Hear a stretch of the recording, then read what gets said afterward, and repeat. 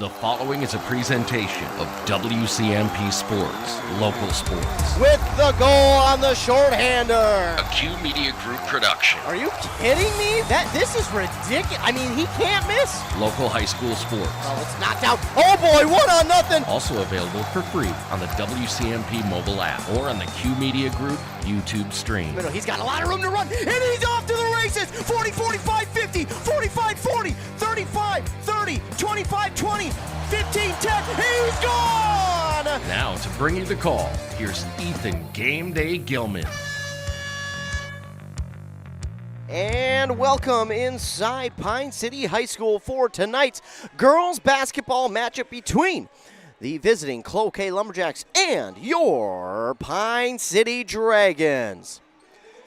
Good evening, ladies and gentlemen, and I am Ethan Game Day Gilman out here at Pine City High School for this non-section, non-conference matchup between the Lumberjacks and the Dragons, but it is going to be a good one nonetheless. These two teams going at it here this evening.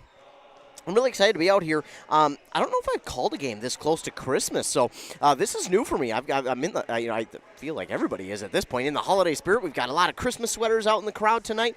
We've got a good crowd out here. I feel like everyone said, you know what, it's Christmas break. Let's get on the road and let's make the trip down to Pine City for this game. And it is a full gym here tonight. They just honored the parents here. It is Parents' Night, so they had that ceremony as well. So we are getting ready for the tip-off here. We just got our Parents' Night honor over, and now we are in the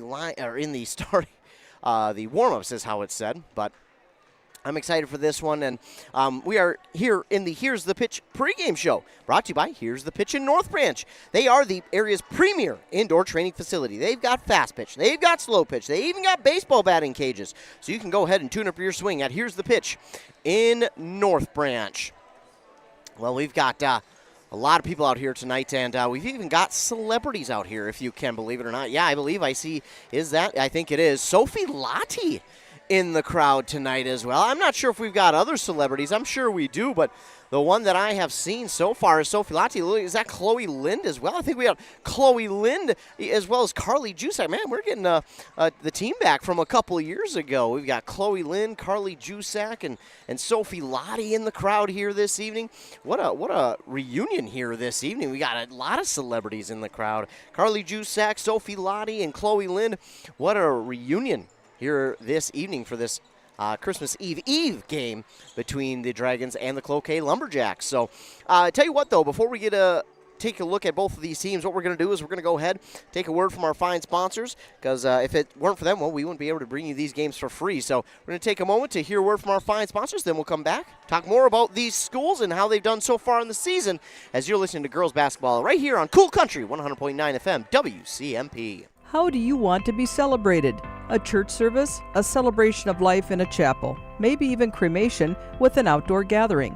Many of these things can be taken care of ahead of time and can be affordable. Methvin Funeral and Cremation has the resources and expertise to help you plan ahead. Learn how you can make the decisions now that will make things easier for your family in the future. Methvin Funeral and Cremation in Mora, Hinckley, Isle, and Sandstone, or find them online at methvinfuneralhome.com.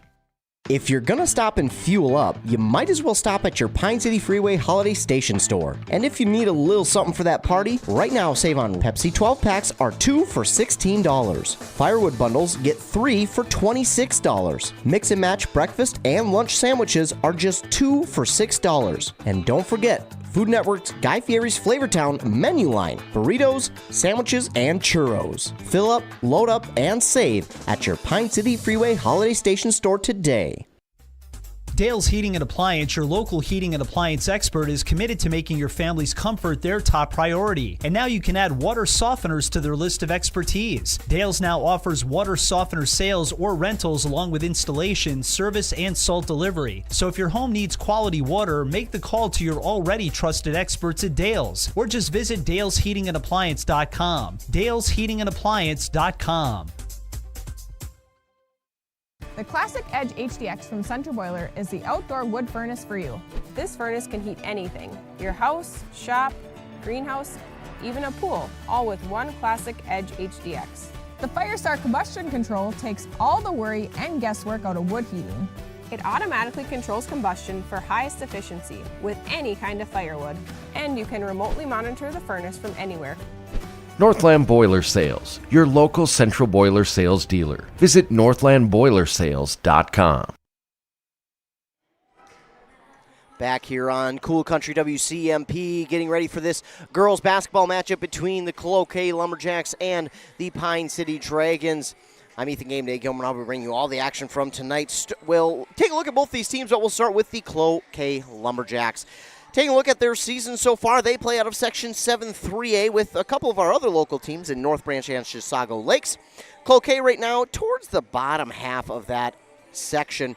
They are currently in the 5th spot of that section at 2-5 on the season, 0-1 in section play. They are currently only scoring about 42 points per game while giving up about 60 points per game on the season. And we take a look at their 2-5 record and 0-1 in section play and kind of dissect it a little bit. So far, again, they played some really tough teams in their first 2 games against Proctor and Esco. Now, they lost to Proctor only by about 22 points, which I know a lot of people say 22 points, that's a lot, but in the grand scheme of things, Proctor is one of the best in the state already. To only lose by 22 is pretty good. Then they did beat Esco nearly by exactly 30, but then their next 2 games they would lose against 2 pretty tough teams as well, Duluth East and St. Francis. Then they would come back and go on the road and beat Cromwell right by 1 single point before losing their next 2 to both Rockridge and Hastings. Now, Pine City beat Hastings. Hastings beat this Cloquet team 69-38. So does that have any correlation? I have noticed that more times, no, it does not.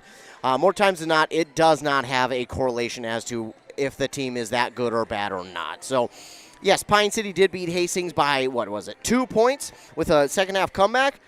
So does that mean that they're automatically going to beat Cloquet tonight by as much as Hastings did? No, not at all. That's the fun thing about this season, especially in basketball, is you can get a game like that, and then this game tonight, it could be a battle back and forth, and we could see it come down to the wire. That's why this basketball season is so much fun, and that's why I love covering basketball in the winter sports season because, again, you get something like that, and it might be completely different. So, that is the 2-5 record for the Cloquet Lumberjacks. Their one loss in section play came against Rockridge. Rockridge also one of the top teams in their section as well. So, again, they've played some really, really tough teams. Proctor, Duluth East, St. Francis, and Rockridge, along with Hastings. But I think the teams that you look at are teams like Proctor, a team like St. Francis, a team like Rockridge. Those teams who are at or near the top of their section already and or in the state as well in the QRF standings. And you take a look at how they played. Well, they lost by 20 to Proctor, lost by only about 7 to Duluth East. They lost by a good chunk, 40-plus, to St. Francis, and then lost to Rockridge by nearly 40 as well. So now Pine City has had 2 common opponents, Hastings and St. Francis. They lost to St. Francis by 2. They beat Hastings by 2. So does that give us a measure at all? I don't want to say yes this early on in the season. I think it's too early on to say yes. Now, if we're towards middle of January, closer to February, I'd probably say yes, that is a good indication. But I don't think it is this early on. So Cloquet also does have a couple of seniors, but they look a little bit younger. Now, experience-wise, I don't know. I would guess they're a little bit less experienced, but who knows? Again, I haven't called a game for Cloquet in the last couple of years, actually. So, one of our local teams was against. So, I haven't been able to. So, this will be my first look at the girls' team for Cloquet in the last couple of years. So, I couldn't tell you kind of what the passes look like for them. I can only tell you what this year looks like for them. And so far, it's a 2-5 record out of 7 games at this point in time. If we go back again, and again, they play out of Section 7 3A if the computer wants to cooperate with me, which more times than not it doesn't. But taking a look at their scoring, again, about 42 points per game, and they give up about 60. It's a 20-point swing, and now is that going to be for sure the difference tonight? I don't know. Again, it's the night before Christmas Eve. Some crazy things can happen on a game like this. But taking a look over at Pine City, as we'll shift our focus to Pine City, they right now are at 500, at 3-3 on the season. They're 0-1 in section play after falling to Foley. They're scoring about 50 points per game while giving up 55. Now, that is a much better spread, but their offense has not gone or gotten up to what they want it to quite be yet. We know this team is a very, very solid defensive team. We know that they can get it done defensively, and we know that's sometimes what they predicate themselves on. But we also know this team has a history of some really good offense, and they expect that each and every year.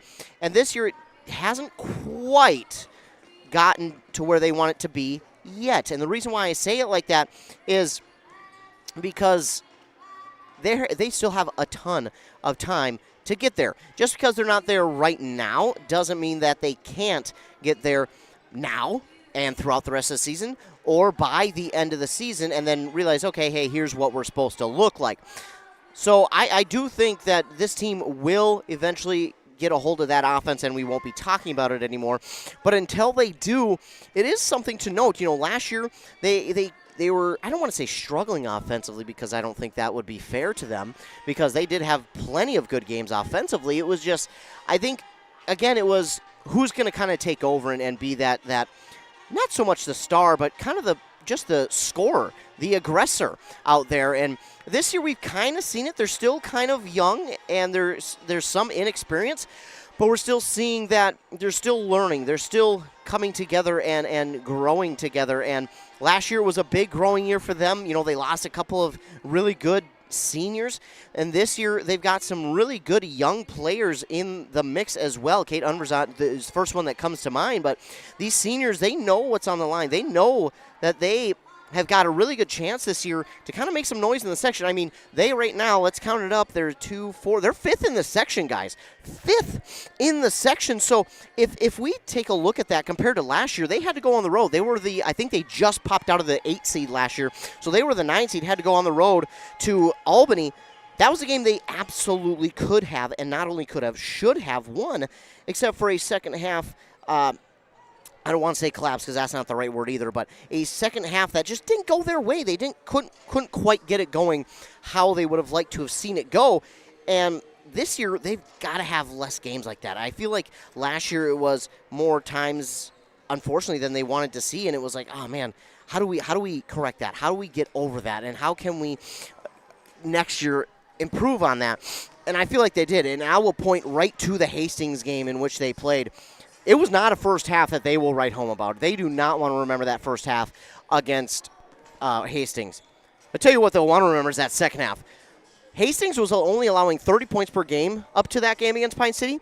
Pine City scored 31 in the second half while holding Hastings to 20 to come away with the 2-point win. And it would have been a 4-point win, but Cloquet got a garbage time bucket with, 0 time left, so it was a 2-point game instead of 4. But, I mean, it was just an incredible second half for Pine City.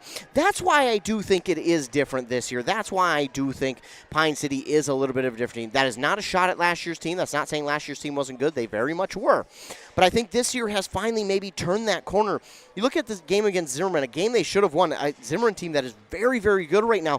That's a game they should have won. Then they came back and beat Ogilvie. Then they lost to St. Croix Prep. But then they beat 2 teams in a row in Aiken and Hastings.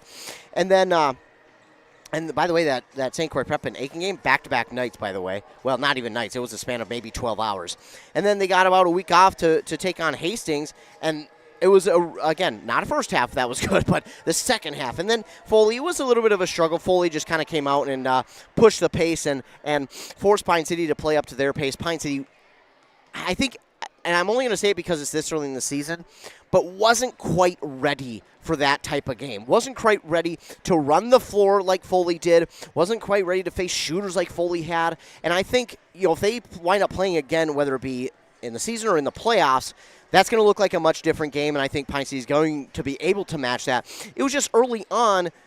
I just don't think they had seen that yet, and I don't think they were quite ready for it. But now that they've seen it, I think they'll be able to go into more games going forward and be able to play up tempo like that. And I look at a team right away that's coming up after the Christmas break in Bram. That is one team who I think that is going to push the floor just like Foley did. And if Pine City wants to beat teams like that in their section, they're gonna have to beat teams like Bram, or at least keep up. I see Malacca on the schedule as well after the new year. That's going to be another good one. Another stingy defense they're going to have to try and get around. A team that maybe won't run the floor as much, but a team that is going to play physical defense. I think it's actually going to be a really good matchup. Malacca number 2 in the section. that could technically be an upset because I think Pine City could go in there and win. Legacy Christian after the Christmas break as well. Crosby Ironton as well. You got Mora, Barnum, Moose Lake, Willow River, Spectrum. They get St. Francis one more time, or again, I should say, or not again. They get them here to end the season. So that's going to do it here for our pregame. We're going to go into our sponsors, get a word from them as we get the national anthem and starting lineups. The mushroom melt is back at A&W. How does this sound? Sautéed seasoned mushrooms and onions with melted Swiss cheese on your choice of a juicy burger or grilled chicken. Then add golden French fries and a medium soft drink. It's the mushroom melt and fries combo at A&W. Now, top it off with a classic A&W root beer float featuring vanilla soft serve and made fresh root beer, all in a frosty mug. Or how about the A&W root beer freeze? Signature combos and delicious treats always at your local A&W restaurant in Pine City. Here's the pitch. Here's the pitch in North Branch, the area's premier indoor batting cages and training facility. Coaches, when you need space that's air-conditioned or heating with enough room to get in some team training, book Here's the Pitch. Fixing swings, catchers using the state-of-the-art machines, breaking in bats, whatever the team needs to dominate next season. Let Here's the Pitch elevate their game. Here's the Pitch in the North Branch Outlet Mall. ECE Fiber is built by your community for your community. Work, play, and stay connected to what matters most. We offer affordable home and business packages with no hidden fees and 24/7 support. ECE Fiber, easy to use, simple to set up. That's a cooperative difference. Visit orderecefiber.com. That's orderecefiber.com today. A&W Restaurant Pine City is still making fresh root beer, that signature item since 1919. It's still made fresh and on site with real cane sugar and a blend of secret ingredients. It doesn't get any better than this. Their world-renowned A&W root beer is a classic treat, and they can top it off with creamy vanilla soft serve to be known as the famous A&W root beer float. Now that's smooth, tasty, and refreshing. An American iconic A&W root beer float. It never tasted so good. A&W Restaurant Pine City. Come grab your root beer float today. Back here on WCMP as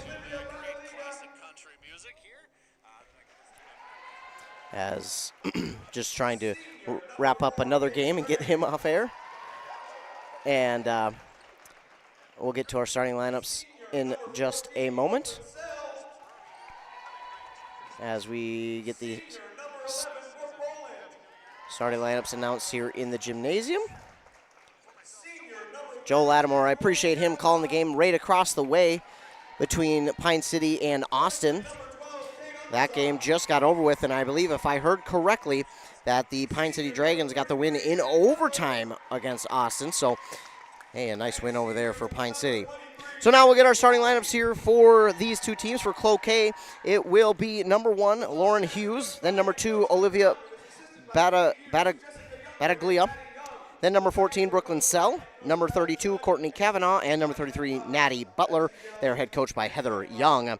For your Pine City Dragons, it will be number 2, Mallory Klepper. Number 4, Paige Gray. And number 11, Brooke Boland. Number 12, Kate Unverzat. And number 23, Vivian Lottie. They are, of course, head coached by Patrick Judd. Again, we've got some of the former Lady Dragons in attendance tonight. Sophie Lottie, Carly Jusak, and who I believe is another one of our former Pine City players. Not quite sure, though. Well, either way, we got some former Pine City girls in attendance. So we get ready for this one. Unverzat and Butler will be at center court for tip.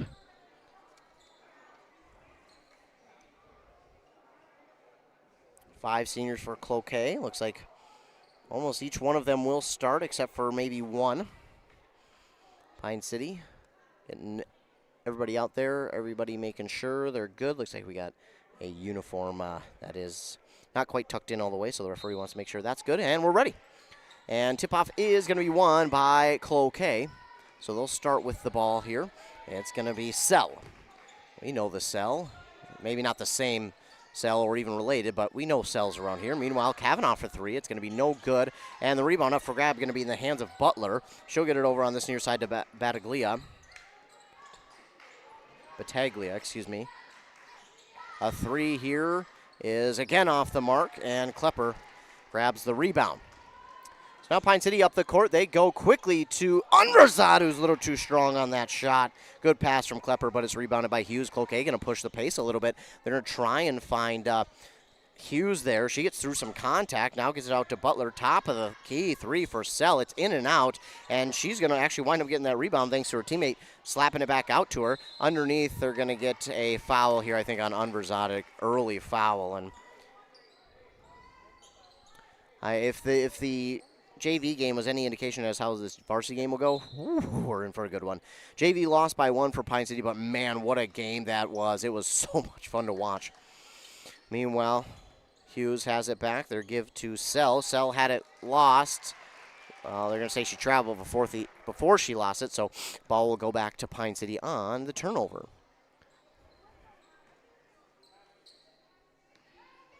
Boland will get the inbound and call out the play now, and she gets it into the offensive zone, looks to the near side corner. Wanted to hand off to Gray, but Gray was followed. Man-to-man coverage. She'll now give the Unverzad, Will Boland. Unverzad wanted to go underneath, but she's stuck in the near side corner trying to go to Klepper. She finds a way out. Now Klepper trying to drive baseline, gives outside to Gray. Gray goes back inside Klepper. Klepper going to try and back down the defender. Shot is no good, but there's a foul on Cloquet, and it will bring Klepper to the line to shoot 2. That's going to go against Butler.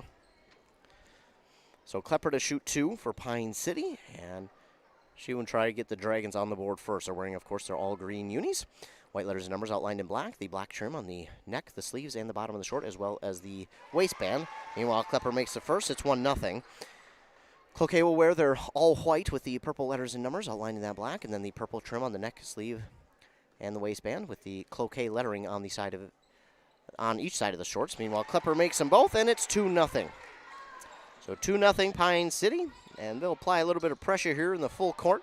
Not quite full court pressure, but well, also Cloquet does a good job to break out of it. A nice move there by Hughes, but the shot is up and no good, and Klepper gets the rebound. And now quickly up the court to Gray. Klepper inside, lost it. They're going to say she touched it last, and the ball will go back to Cloquet. That's one of those times where if you're Pine City, maybe slow it down just a tad. You know that ball is kind of getting out of your hands. Just slow it down just a little bit. Meanwhile, Pine City going to have one player back. That's Unverzad. Now they've got 2. This one nearly stolen away by Gray. She will at least knock it out of bounds, so make the Lumberjack player think twice about making that kind of pass. Gray right there to say absolutely not. No easy passes in here. Sell will get the inbound. She'll give it now to Hughes now on this near side for Kavanaugh. They're going to try these threes all night long. That one's missed. Butler gets the rebound again. Hook shot is in. Yeah, they have had way too many second and third chance opportunities offensively already. We're only a couple minutes into this game, so that'll be something Pine City will have to take a look at. Now, Boland gives to Gray to Unverzad. Unverzad will try and drive to the far side, give to Lottie.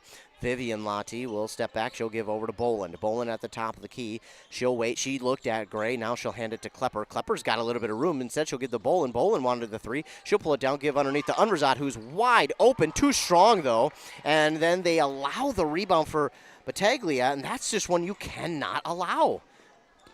Hughes definitely traveled there, and they're not going to call it, but instead we're going to get a jump ball as Unverzad tied that one up. Meanwhile, checking in now for Cloquet will be number 10, and number 10 is Isabella Bridge. She's one of those other seniors, and so all 5 will see the court tonight. Or 4 or 5, I don't know how many there were. I'm bad at math, you all know that. Meanwhile, here comes Boland up the court. She gives on the near side. Lottie, good screen there from Gray, just off the mark, and the rebound there for Hughes. Good open look for Lottie. Those are ones you got to make if you're Pine City. And then a quick 3 that is well off the mark. Boland going to race after that one, and she gets the rebound. Yeah, that was a little too quick of the trigger there. If you're Cloquet, you got to slow that down. Meanwhile, now Gray will take the 3. Oh, just off the front of the rim. Rebounded by Boland. You know she ain't going to allow a rebound to go awry. Now she'll deke the defender. Shot from 3 again off the front of the rim, and another good box out and rebound for Hughes. Cloquet going to push the pace just a little bit. They'll go underneath here to Bridge. Bridge has to pass it back outside. Sell is wide open for 3, but it's blocked by Klepper. They'll get it back, though. They'll give back to Sell. Sell will go on the far side to Battaglia, and she has an open shot. That's going to be no good. Lottie trying to get the rebound. They're going to get another tie-up, and this one will go back to Cloquet on the possession arrow. Vivian Lati was not about to let that one out of her grasp. She held on to that as if it was her child. Meanwhile, another substitution is number 3. Mackenzie Lynch will check into the game.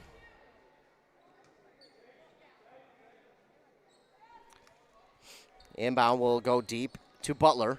Butler gets around. Battaglia trying to get around Bolin. Oh. Well, they didn't call Bolin on the other one, but they'll get her there for the reach-in. I don't like that one. So I will respectfully disagree on that one. I don't know. Poland kind of didn't agree either. So meanwhile, we get Maggie Judd, Rhea Johnson, and Rediga Note into the game. For Pine City. Meanwhile, Cloquet still has the ball. It's going to be turned over. Brooke Bolin gets the steal, and that's something that she is very good at as well. Along with rebounds, she does a really good job getting some turnovers. Rhea Johnson being patient with that ball, kind of letting the offense get set. She'll give on this near side to Bolin. That's a dangerous pass, but she did a good job of making it a good pass. Bolin will switch ways, go out to Klepper. Klepper now from 3. That's going to be just off the mark. It's going to go long, so Klepper's able to go and get the rebound. She looks to drive. She'll give on the near side, Bolin. Bolin going back underneath the Klepper. Oh, thought that was a foul, but not so. And Bridge will get the rebound. They're going to let him play, I guess. 2-2 is our score with 13.5 to go on that Embrace Orthodontics scoreboard. And now we get a travel call here on Cloquet, so Pine City will get it back. Embrace Orthodontics has 3 locations in Pine City, Lindstrom, and Cambridge. Meanwhile, Johnson has it. Wanted to go to Judd. Nothing doing. She'll give the Klepper now. Stands at the top of the key. She's going to try and drive. She gets doubled. Gives out to Judd. Judd, too strong. Bolin, though. Hook shot is in. Bolin, rebound for 2. Now 4-2 and a steal. We thought. We'll see. Yes, Bolin gets the steal. And this foul will go against Hughes of Cloquet. 2 fouls now on each team. Also checking in for Cloquet, they are going to go with a lot of rotation. Tanique Moose will check into the game. So Tanique Moose into the game, but now Rhea Johnson. Oh, nice fake 3. Give back outside Klepper. Nice kick, too, on that. Now Bolin, that's going to be well off the mark. They have been just a little bit off on the 3s, but Rediga Note is there for the rebound, and she puts it back for 2. 6-2 is our score. Here comes Cloquet quickly up the court. Good movement of the ball. Rediga Note's going to force a turnover, and, well, it's going to be turnover anyway. She almost got the steal, but Cloquet got it back and then went out of bounds, so it will stay a turnover. Now Unrazat and Gray will check back in for Boland and Klepper. 2 of the original starting 5 back into the game for Pine City. Still Ganote, Johnson, and Judd out there as players off the bench. Judd will bring it forward now for Pine City. Played a heck of a JV game. Johnson looking, being patient. She's trying to dribble away from the defender. Ball knocked loose for a moment. Gives into the near side corner to Gray, and Gray just couldn't reel that one in as well as she'd like. Vivian Lati is going to check into this game here. She'll come in for Rhea Johnson. And they dap each other up, and Cloquet will get the inbound. They'll go to Tanique Moose. Moose will now go on this near side to Sell. Sell trying to get up the court on this near sideline. They've got some good movement of the ball. And now is that 11? I did not catch her name. 11 is Cecilia Monch or Mensch. I apologize if that is way wrong, which it probably is. Meanwhile, Cloquet still has it. 5 to shoot. They'll try and give it out, and Vivian Lati is going to come up with the steal. Vivian Lati, she'll give it up to Judd now. Judd will take it, give on the far side. Gray, good screen, but then a good pass inside to Lati, now to Ganote. Ganote gets a screen from Unverzat, and they're going to get her for a travel. That was close. I thought she had got it off in time, but not true. Gavin Butler will check in for Cloquet. Couple will go out. And Cloquet will get an inbound on this near sideline. It's Moose with it. She'll give it off to Sell on this near side. Now to Butler. They've got the pass up here and trying to get through traffic. That time is Bridge. Now here is Moose. Give over to Sell. On this near side, it's Bridge. We were somewhere to go with it, just nothing doing. Good defense here by Pine City. Now on the far side, that pass was tipped by Gray into the far side corner. Moose for 3. That's going to go long. 8 seconds to shoot. It won't reset because it did not hit the rim. This shot is good, plus the and one. Got to get your hands up. That's one where Pine City really should not have got, if we're being honest. That is going to be Butler's first bucket, and unfortunately the second foul on Razat.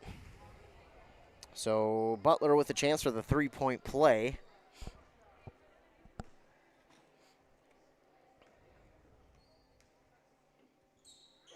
That's good.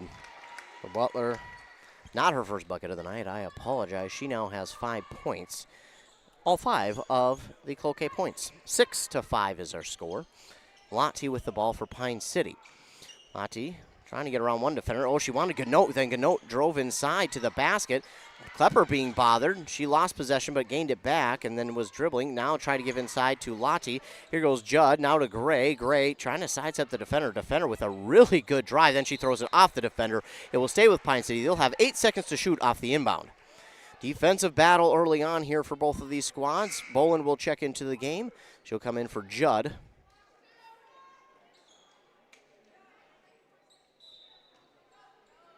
Lottie will inbound to Klepper. Klepper looking to Boland. Oh, that pass just well out in front of her. Gray trying to get it back. And if she got the ball back, that's easily a travel. Well, okay, they're going to say Pine City had enough of it to call a tip or a jump ball. So Pine City will get the possession arrow.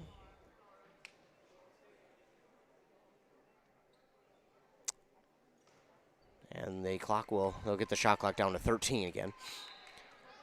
Lottie will inbound. She'll give to Klepper on the near side. Now to Ganote. Ganote looking. Trying to find a drive. She lost the ball. It's going to be a turnover. Not what she can have if you're Pine City. Hughes will get the steal this time. And now up to Kavanaugh. She pauses. She's stuck there. She'll give on this near side to Hughes.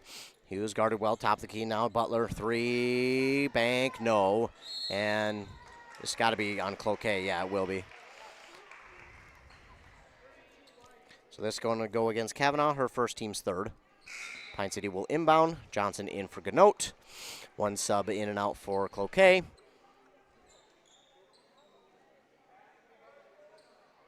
And Boland will inbound. She gives a Klepper, and she'll give it right back to Boland. So Boland will bring it forward. She'll look to the far side, now come back near. She'll pick up the dribble, give to Lottie on the far side. Lottie...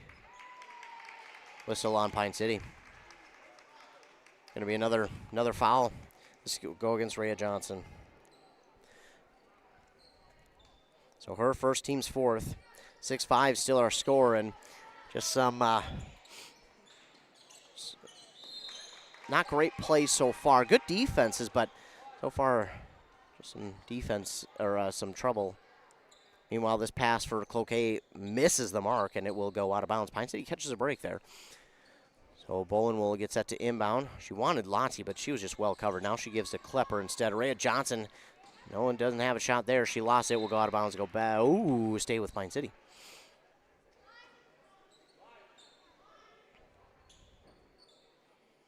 Lottie will go to the baseline and will inbound. On the far side, rather. Boland 3. They have just been real off on the threes tonight. Boland, oh yeah. Boland got the rebound and then was fouled. Yeah, they got all the hand on that one. And this will be the 4th team foul on Cloquet, the 2nd on Butler. Couple in and out for Cloquet. Again, they go pretty deep into their rotation early on. They go 9. And we were, 4 minutes into the first half when they brought all 9 in? Inbound here to Johnson for 3. It's going to miss everything, and Vivian Lottie can't get around the box out of the Cloquet defender, and it will go out of bounds. And Coach Judd wants a timeout, and I think that might be the right idea. Just need to settle the team down a little bit and get back into rhythm. We'll be back after 60 seconds here on Cool Country WCMP. Are you tired of spending your weekends on yard work? Central Outdoor Services in Pine City is your complete solution for all things outdoors. From perfectly manicured lawns to stunning landscaping and patio installations, we've got you covered. Need a boulder wall, some light dirt work, a fire pit, or even reliable snow removal in the winter? We do that too. Central Outdoor Services is here to give you back your free time so you can enjoy your yard instead of working on it. Visit centraloutdoormn.com to learn more or give us a call today. Are you looking for the perfect way to promote your business? Custom apparel's the answer, and tdealers.com makes it easy. Let's build your brand together. From the design stage to production, we are on your team to create gear that gets noticed. Whether you're building a brand or repping your business, we got your back. High quality merch, fast turnaround, and no stress. So go to tdealers.com and check out our winter sweatshirt special. Back here on WCMP. Dragons do lead, but by 1 single point on that Brace Orthodontics scoreboard. And Brace Orthodontics, their board-certified orthodontists are committed to providing world-class orthodontic care in a friendly and comfortable atmosphere. So go ahead and start today at embracemn.com. 9:42 left in the first half. Lower scoring first half so far, but again, I just don't think either team has really settled in yet. Meanwhile, here comes Cloquet. They've got numbers, but now they had to slow it down because Klepper was there, and they realized, well, she's a pretty darn good defender. Meanwhile, the shot is up from 3, no good. Boland with yet another rebound, and I don't think we should be surprised. Judd, yeah, nice job there by Judd to draw that foul. She got the defender to miss, and then she was going to go for the 3, but she was fouled hard from behind. So a nice job there by Judd to draw that foul. Maybe a smart move by the defender, because if you let her shoot that and she makes it, well, you've all of a sudden given Pine City momentum, and that's not what you want to do. So you force her to the free throw line, but she makes the first.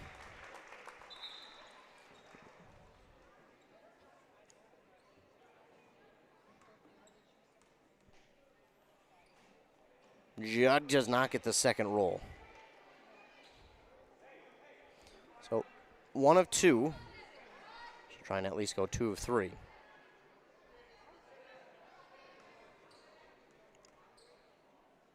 This one no good as well. And rebound somehow got to Klepper. She'll give underneath the Boland. She's fouled plus the and one.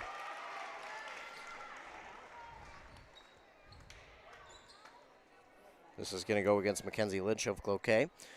Her first team 6th, and Boland now has a chance for the 3-point play. Leave it to Boland to make a shot through contact and draw the foul. And she makes it a 3-point play. Yeah, shouldn't be too surprised on that one. Now 10-5. So all of a sudden, Pine City's got a little bit of something going their way. And 2 seconds to go. That's going to be it. That's 10 seconds. What a great defensive job there by Pine City to force the 10-second violation on Cloquet. They really stepped it up, and that was in large part due to Boland. Now, we're not trying to just we obviously it's a team game, but Boland has really wanted it kind of right now, and she's stepping up for the team. Vivian Lati will give out to Judd. Judd fakes a 3 and gives it now to Boland on the far side. Boland looking, give to Klepper. 8 seconds to shoot, now 7. Give on this near side, Gray, 5, goes inside Klepper, and good pass, good shot. That's just great teamwork there from Gray to Klepper. And now Cloquet going to move this ball quickly, try and break that press. They do, but now they got to get by the defense, and so far Pine City's been pretty good. 12-5 our score, 8:30 to go. Good screen, but too long for a 3 that time. Now they'll try and go inside. Klepper nearly with the steal. Judd is going to get called, though, for the foul, and she turns around and goes, I knew it. Tried. It's okay, though. It's her first, team's 5th. It's not a shooting foul, so 8:23 to go. Okay, we'll inbound. And that's 5 seconds. So another violation here due to time. They have 5 seconds to inbound. They could not do a great performance again by the Pine City defense. All of a sudden, it seems like after that timeout, they're starting to get things going their way. Boland the deep pass to Klepper. Klepper the turnaround jumper, well, more or less layup is good. 14-5 now. Again, pressed by Pine City. It is broken by Cloquet. 2-on-2. This is nearly stolen away. It will be stolen away by Klepper. She says, give me that. She gives it to Boland. She'll give on the far side now. Just missing. Klepper just out of reach, and that's going to be a foul on Vivian Lottie. And young lady will be slow to get up. So Lottie just going after the rebound there. Accidentally gets into the back of the Cloquet player. She's up and maybe just got the wind knocked out of her. Hope that she's all right. Oh, we never want to see an injury, so.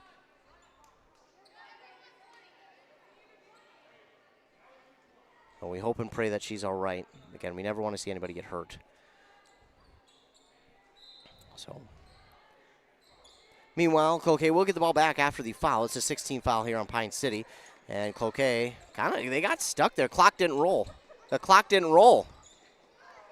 Well, either way, it's going to be a turnover. Unverzat will get the steal. The clock did not roll on that inbound right away. Meanwhile, Unverzat tries for two, but she's fouled, and Unverzat kind of turns around and goes, how did I not make that shot? This foul going to go against Olivia Battaglia of Cloquet. Her first, team 7th. Yes. Unverzat is good on the first. 15-5.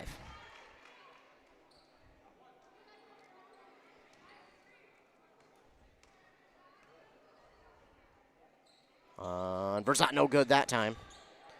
So 1 of 2 for Unverzat, and it was rebounded there by Cloquet. Trying to take it all the way. Oh! I don't think that should have been a basket. I think that was well before the basket. Eesh. That foul is going to go against... Don't know. I thought they said Boland, but it'll be a possible three-point play here for Moose, and I don't really think that should have been the case. Meanwhile, she does not make the free throw, and it's rebounded there. I think that was Lottie who got it. Again, still not sure who the foul was on. I think they got Boland. They did. So now Pine City with it, 15-7. Unverzat driving baseline, gives outside to Lottie for 3. It's good. 18-7. And you know that feels good for Vivian Lottie here in front of the home crowd, but also gets her sister to come back and watch one. You know that feels good. Meanwhile, defensively, Pine City just playing really good. They would like to be a little bit cleaner, I think. They've got 6 fouls so far, but so far not too bad. Excuse me, 7 fouls, rather. So both teams should have 7. Try to go inside. Now a shot from 3. Good look, but it's too strong, and Lottie will get a rebound. Vivian up on the far side. She's going to try and turn on the burners, give back to Boland. Boland with a great grab there. Give back outside to Lottie. She fakes the 3. Will go inside to Boland, and yeah, Boland got fouled. She'll go to the line and shoot a 1-and-1. So that's against Sell. Her first team's 8th. And it's a 1-and-1 for Boland. Ganote and Judd in for Gray and Lottie. Boland again will shoot. Looks like they want to get Johnson in as well. All depend on the shot, but it's good, yeah. Don't know if we should have even questioned that.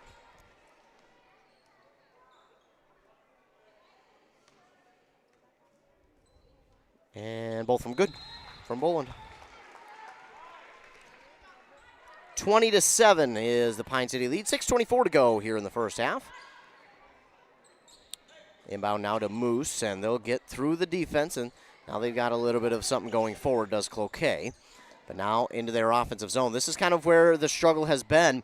They've been unable to get around that Pine City offense. Meanwhile, Rhea Johnson nearly gets the steal on that far sideline.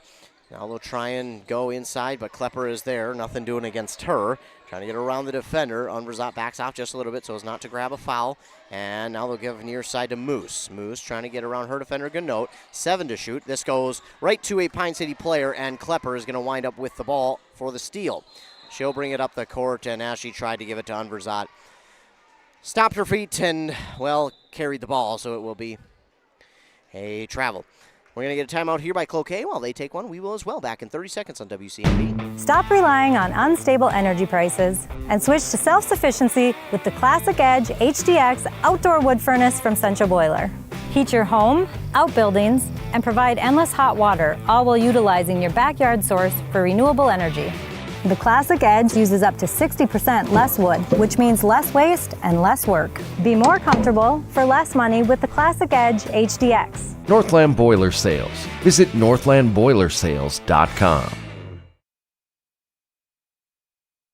Back here on Cool Country, WCMP 100.9 FM. Cloquet called the most recent timeout, so both teams still have 4 with 5:49 to go here in the first half.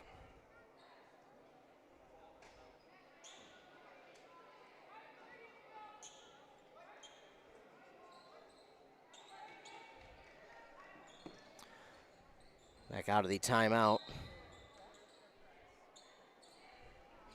Cloquet will inbound. They get it inbounded. Now on this near side, we'll go right to the middle. And they've got a little bit of a lane, but it's shut quickly by Rhea Johnson.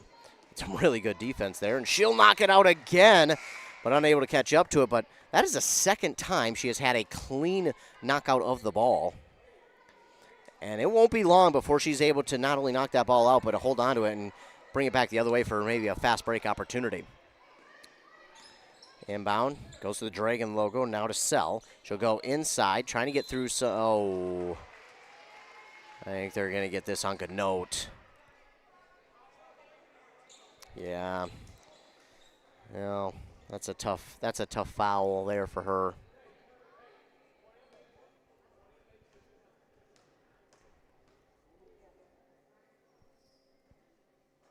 Shot is no good from Cecilia Mensch, I believe how you pronounce it. Again, apologize if that is not even close.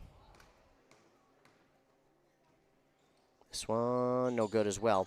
So Klepper with the rebound, and she'll bring it up.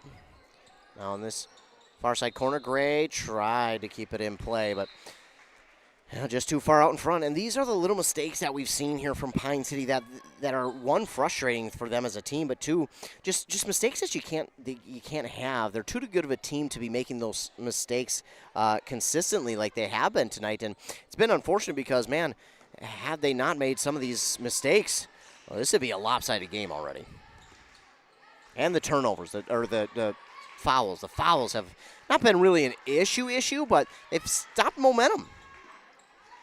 And this one nearly stolen away by Lottie. She read it just a tad late. We're going to get... Oh. What? Well, Gray got a foul.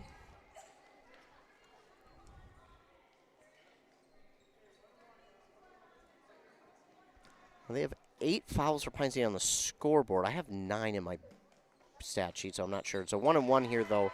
For Kavanaugh, she makes the first. I'm not quite sure. They don't have Vivian Lottie with a foul. I thought she had one, but I'm more than likely wrong because that's usually what happens. Kavanaugh hits them both. So 20-9 is our score on the Embrace Orthodontics scoreboard. Pine City trying to get their offense going once again. They had a nice couple minutes where they got out to that 15-5, and then now it was a 20-7 lead, but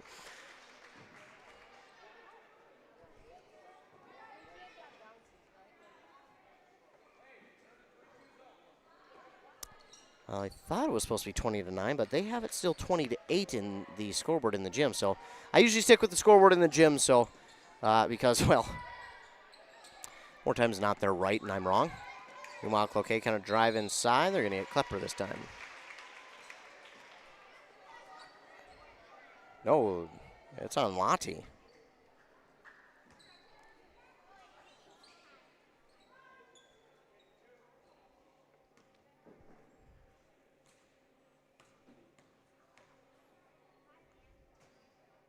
This one's up no good. By Mensch.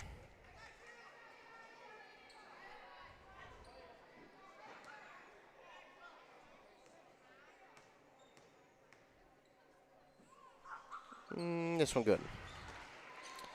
So now it's 20-9. Well, Dragons bringing it up real quick. Gray no good, and rebound taken there by Lynch of Cloquet. 4.5 to go. They left her wide open for three, and Lynch cannot convert the three into points. 3 attempts, rather, and the rebound there for Vivian Lottie. Up now to Klepper. Judd will call out the play. He'll slow things down just a tad, will Pine City. Give to Gray on the far side. Wanted to go to Ganot at the top of the key, but she was covered really well. Bounce pass now to Klepper. Klepper will give to Lottie. She's not afraid to take that three covered, and it's just off the mark. Klepper with the rebound. Can't get the bounce, though, and it is no good. This one will be lost out of bounds by Cloquet, as I thought Lynch had the rebound. I don't know if she did have enough possession. Looks like they won't. They'll say she won't. Yeah, so it is 20-10. That's what I thought. So they did change the scoreboard here. They're just a tad behind. That's okay.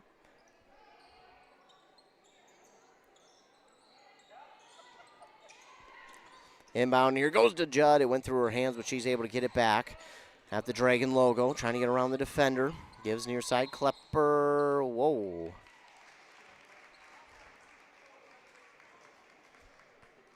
Oh, man, just a sloppy first half here for Pine City.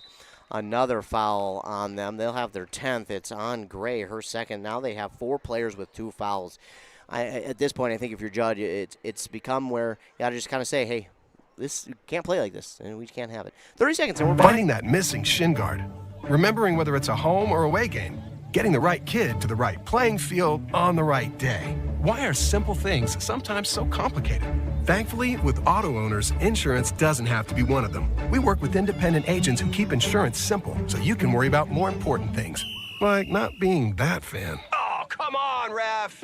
That's simple human sense. Your local auto owner's agent is Pine Insurance Agency. Visit them at pineagency.us today. pineagency.us. And we're back.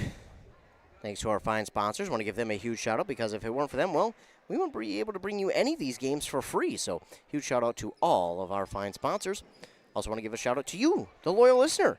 I know you tune in for your daughter, granddaughter, son, grandson, niece, nephew, friend, whatever it is, sister, brother.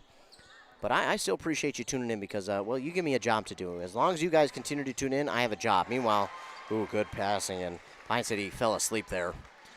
Easy 2 there for Cloquet, and it's 20-12 all of a sudden. Pine City's got to get something going here. They're starting to just lose a little bit of momentum. Meanwhile, the shot here from Klepper is no good, and it's going to roll out. Last touch by Cloquet. Klepper got a little frustrated there. She tried to get that rebound. She couldn't quite nab it, and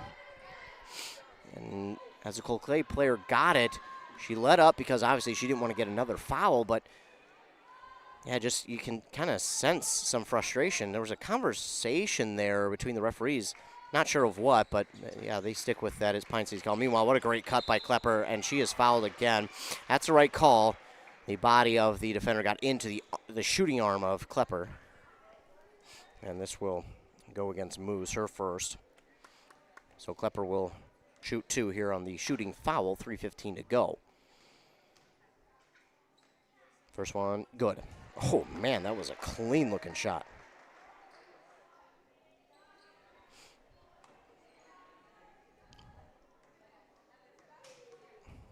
And that one's a little too strong. But the rebound here for Judd. They'll get out to now Johnson. Now to Ganot. They'll try and go back inside Klepper. She's fouled again. That'll be the 10th on Cloquet. That one will go against Lynch.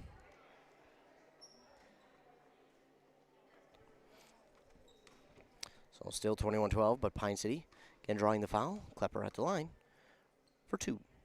First one's good again. 10-point lead.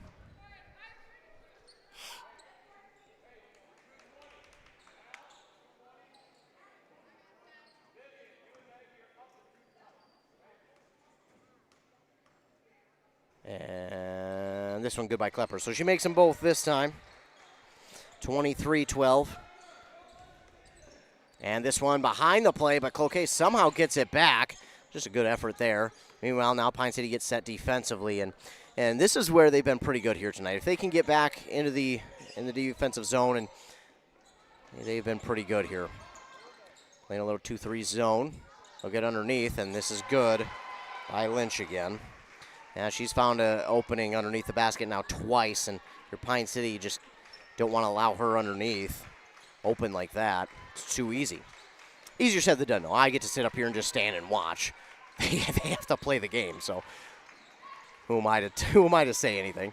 Meanwhile, Judd will give it up to Johnson now on this near side. Lottie, she wanted to go right away, I think, somewhere to go inside to Judd now. It's blocked out of bounds by Lynch, so she'll get the credit for the block. She's a good job getting her hands up.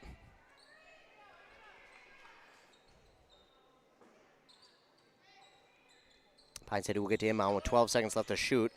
Trying to inbound to Klepper. That's just, you got to go elsewhere with that one if you're Pine City. Judd does get it back. 7 to shoot, 6 to shoot, 5 to Ganote now. Ganote will take the 3. It's off the mark. Judd gets the rebound. Oh, where is the foul on Pine City? What? They're going to say on Judd she was going for the shot. I don't know how you can get a hook on it when she's going for a shot.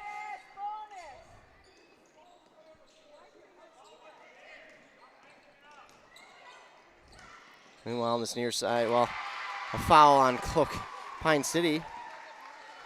And I guess they'll gotta go on Lottie, her third.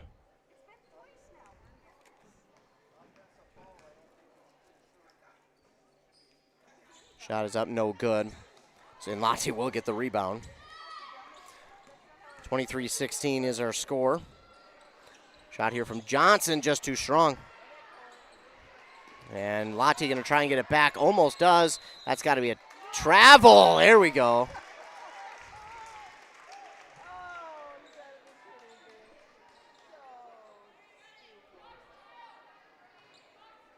So travel call there. Pine City will get it back on the turnover. 23-16 is the score.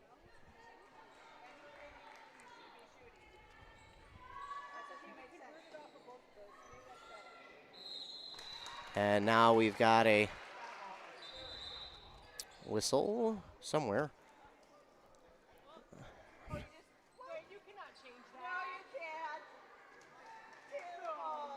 going to get this foul here, I guess, on Bridge.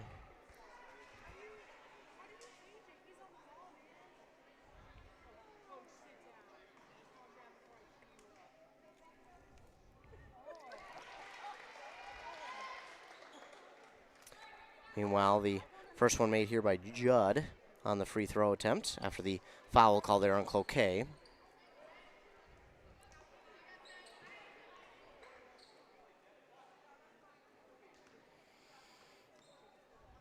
Judd, good on both.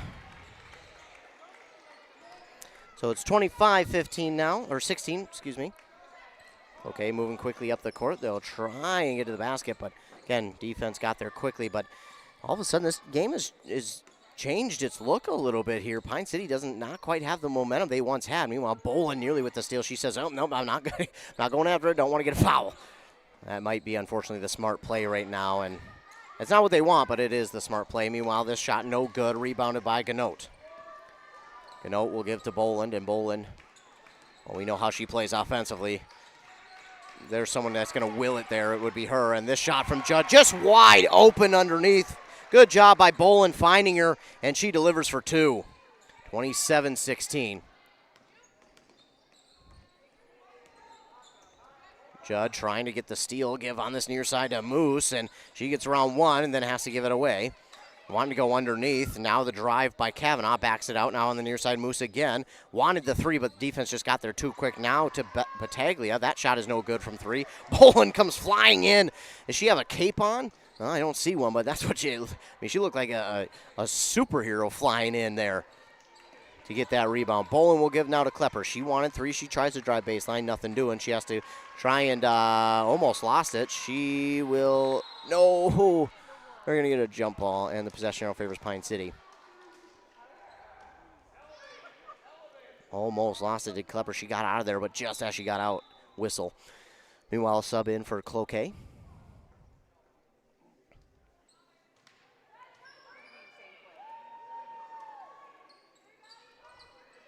Hand off to Ganode after Klepper got the inbound, now to Bolin.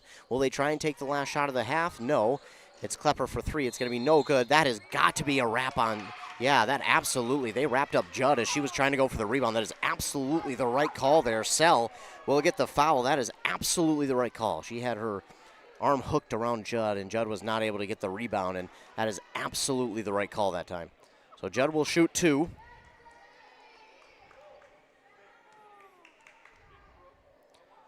Judd can't get the first one to fall.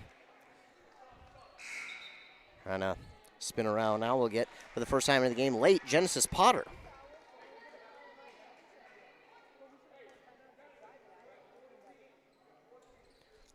This one is good by Judd. So Judd makes one of two. It's 28-16 now. 7 seconds to go. Here on the inbound. Oh, Pine City kind of missed that assignment there. Trying to give it off now. And this one on the near side, three at the last second, no good. And that will bring us to half. Well, both teams kind of got it going here as the half went along, but Cloquet seemingly got a little bit more momentum on their side as the half came to a close. So we'll see what Pine City can do. But meanwhile, it is 28-16 at the half. We'll hear a word from our fine sponsors. Then we'll be back for the halftime show presented by Hones Auto Body in Glass in Mora. After a word from our fine sponsors here on Cool Country WCMP. Hey there, Brad from Lee's Pro Shop here. Are you ready to show off that school pride? Lee's Pro Shop is your official letter jacket supplier, and we're here to help you celebrate every touchdown, goal, and win. We got everything you need to create a perfect letter jacket that tells your story. And for a limited time, when you come in and mention this radio ad, you get $10 off your letter jacket. That's right, $10 off. So come in, let's start to tell your story. Lee's Pro Shop, where the passion for sports begins.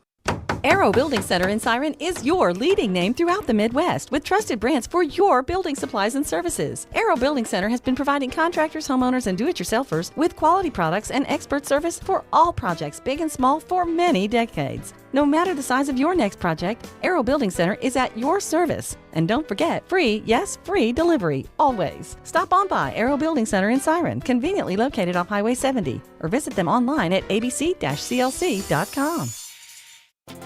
Are you ready to get back to doing what you love? Whether it's recovering from an injury or preventing one, Wellia Health Sports Medicine Team is here to help. From kids to adults, we specialize in treating sports injuries, including concussions. We're here to get you back to peak performance. Call us today at 320-679-1313 or schedule an appointment through MyChart. Visit welliahealth.org.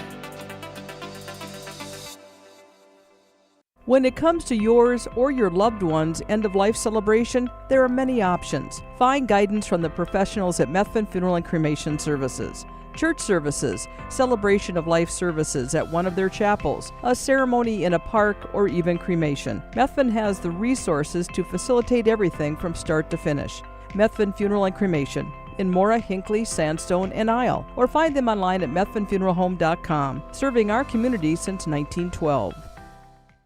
Hey Mark, I spent about $3,500 on heating this last winter. Whoa, sounds like you need to switch to a central boiler outdoor wood furnace like I did. A wood furnace? That sounds like a lot of work.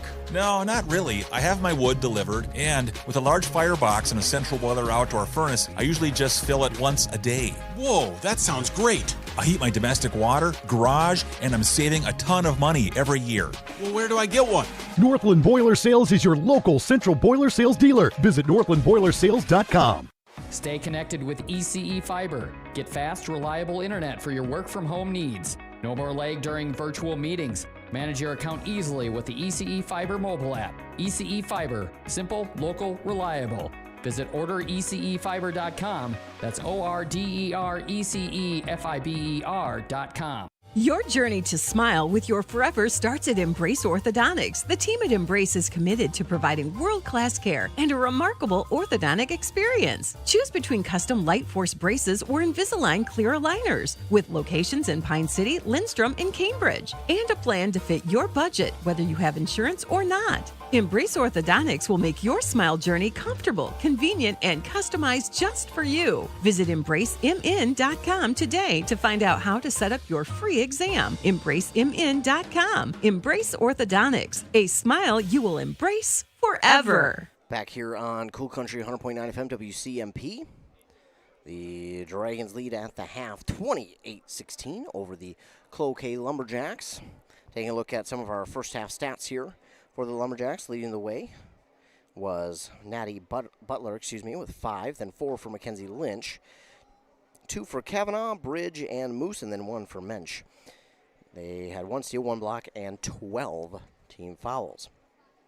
On the other side for Pine City, leading the way was Mallory Klepper with 9, 7 for Brooke Boland, 6 for Maggie Judd. Then you had 3 for Lottie, 2 for Ganot, and 1 for Unverzat. Rebound-wise, it was a tie at the top for the team between Boland and Klepper, each with 6. They had 6 steals, 1 block, and 13 team fouls. One of the things that I noticed there in the first half was, for Pine City anyways, they just couldn't get going the way they wanted to tonight. So it looked a little bit off right from the get-go, and it didn't quite – it did obviously get better there for a stretch, but they weren't able to put it together for a longer stretch, and I would like to see them be able to do that here this evening now. They're not playing completely bad basketball, but one thing that they're struggling with is the fouls. Early on, they were kind of clean, and they was kind of all Cloquet on the fouls.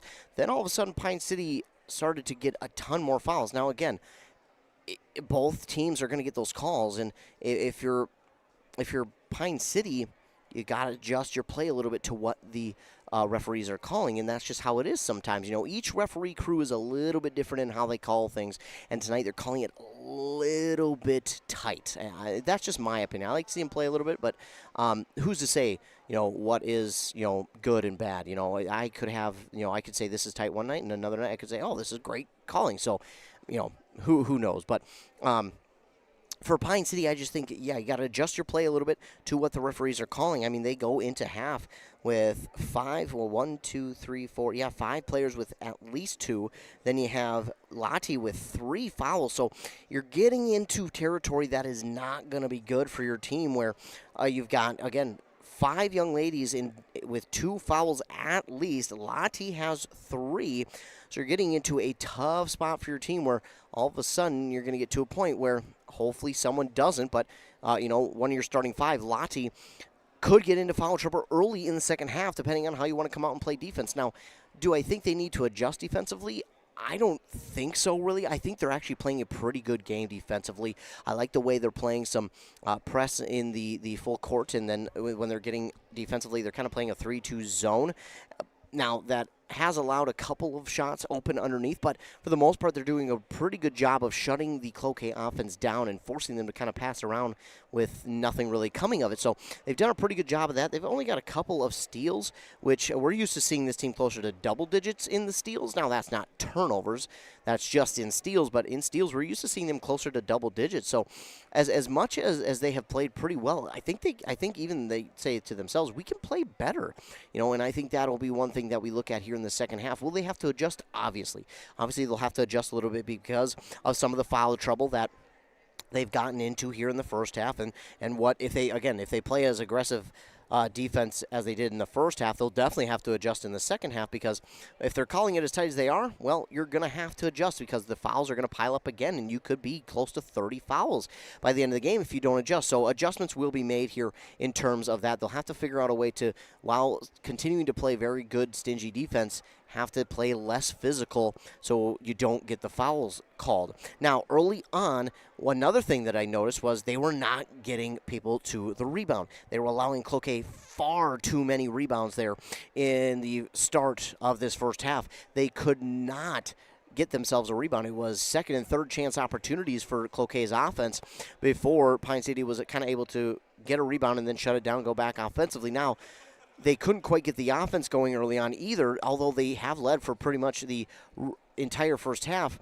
It has been kind of this back and forth of, okay, they're here, well, they haven't quite pulled momentum all the way in their favor. So I would like them to see to kind of get out, make a couple of plays to make the statement, to really put out in front, and then go, okay, now we can kind of get into the flow of things. It just didn't seem like they had a flow there in the first half. It was kind of all here and there, and they couldn't quite get into that rhythm that we know this Pine City team can get into. So we'll see if they can't do that here in the second half. Obviously, and I'm just the broadcaster, it is much easier said than done. And so this is, I mean, again, I'm just standing up here getting to talk about the game. I'm not down on the court playing or coaching, so it is obviously much different down there. So I'm not saying that it wouldn't be hard, and they won't have some moments where they have to kind of adjust on the fly in the second half because it's hard to play basketball. But those are the things that I think they need to do here in half number 2 to get out of here with the victory. That's going to do it for our Hoens Auto Body and Glass halftime show in Mora. Hoens Auto Body and Glass has over 44 years of experience getting vehicles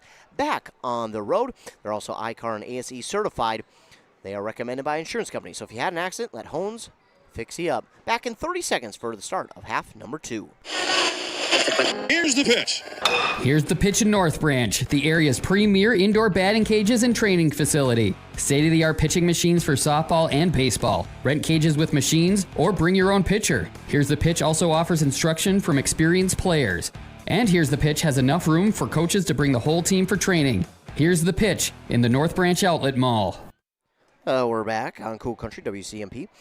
18 minutes, we'll be back up on that Embrace Orthodontics scoreboard. Embrace Orthodontics will leave you with a smile you'll embrace forever. Plus, your customized smile journey starts with a free consultation. The team over there wants to make your journey as seamless and convenient as possible. You can start today at embracemn.com. We're getting ready for half number 2 to start. No, that's not the buzzer for the game. That is the buzzer just for half. Don't worry, we did not miss anything. At least I don't think we did. I know I can ramble on, but I don't think I rambled that long. 28-16, Dragons with the lead. Of course, after the game concludes, be sure to stay tuned for our Pizza Pub of Pine City post-game show. Brought to you by Pizza Pub of Pine City. Wow, it's crazy how that works. They had the Grinch Visit there a couple of weekends ago. That was pretty cool. It's a great spot to visit to watch your local or favorite team and eat some pizza and wings. Also, we got time, I want to mention, we do for the winter sports season, we're doing something new. Thanks to Pine Insurance Agency, we're doing an Athlete of the Week during the winter sports season, thanks to Pine Insurance Agency. They have many locations across Minnesota and Wisconsin. Cloquet will start with the ball here in the second half. I'll try and get it on this near side.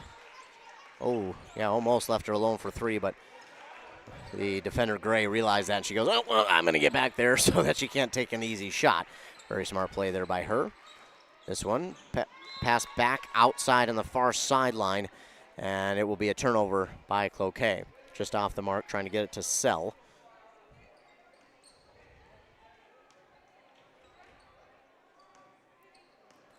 Bolin gets the inbound, and now up to the Dragon logo. She'll look, and she'll give it off.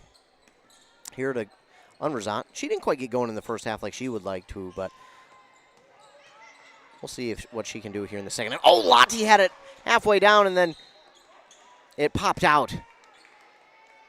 Man, that was a good-looking shot for Lottie, that little hook shot, and it just popped out of the basket. Unfriendly roll or bounce or whatever you want to call it. Foul here, Pine City. Judd not happy with it, and I tend to agree. Boland, word from her coach, he just goes, hey, I'm not sure. He's like, I'm trying to get you to play defense, but you're calling it really tight tonight, so. 28-16, 17 minutes to go. Boland nearly blocks that one and gets it back, but it will go out of bounds. So, again, Boland just has a knack for getting her hand on the ball. And while she hasn't got as many turnovers as she would like tonight, she still has gotten a bunch of hands on the ball. Meanwhile, 2 here from Kavanaugh. And yeah, unfortunately for defenses here tonight, they might have to adjust and play a little bit differently, specifically Pine City, who likes to play a little more. No, this is going to sound wrong, and it's not meant to.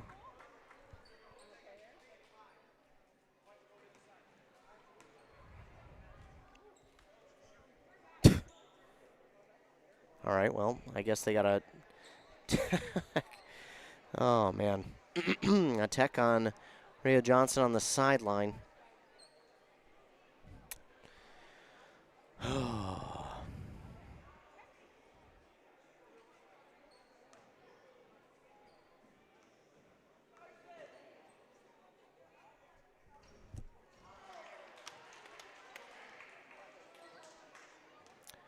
Yeah, this refereeing crew's called it really tight all night, and they weren't going to let that one slide, I guess.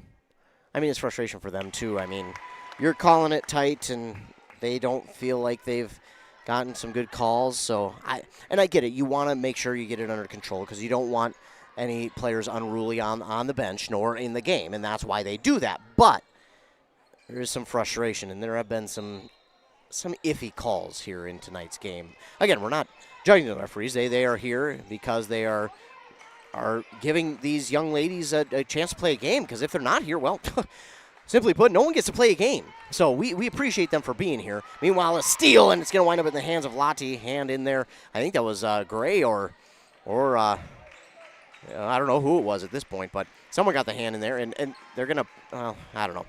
I'm going to not comment. Yeah, that's about time. Okay, Unverzat was getting pushed the whole way, and they waited to call it there, and then they finally do. It'll be the first on Cloquet here in the second half. And Judd's kind of asking, hey, why didn't you call it earlier? But again, we're not going to pick on the refs. We'll go all the way across court to Lottie. Oh, long. But Klepper's going to get the rebound, and she'll push it back in to Gray, and she lost it as she gave it to Boland. It'll be a turnover steal for Battaglia. This shot no good. Rebounded by Gray. What? What? Gray got the rebound, and then as she passed it, they called it travel. I don't know where they seen that. Maybe I'm wrong. You know, sometimes you're wrong. Let's put it that way. So I could be wrong. I definitely could be wrong. I didn't see it, but I'm at not a good angle either. So, shot is no good here. Unverzat can't quite get the rebound. No way. You're not going to get Lottie. Oh, my goodness. I don't know what they have to do to... I don't know what to say on that. She got... that was all ball. 15:45 to go. A travel. Missed call. And Boland will wind up getting the rebound. Well, here we go. Boland has it back offensively. Now what?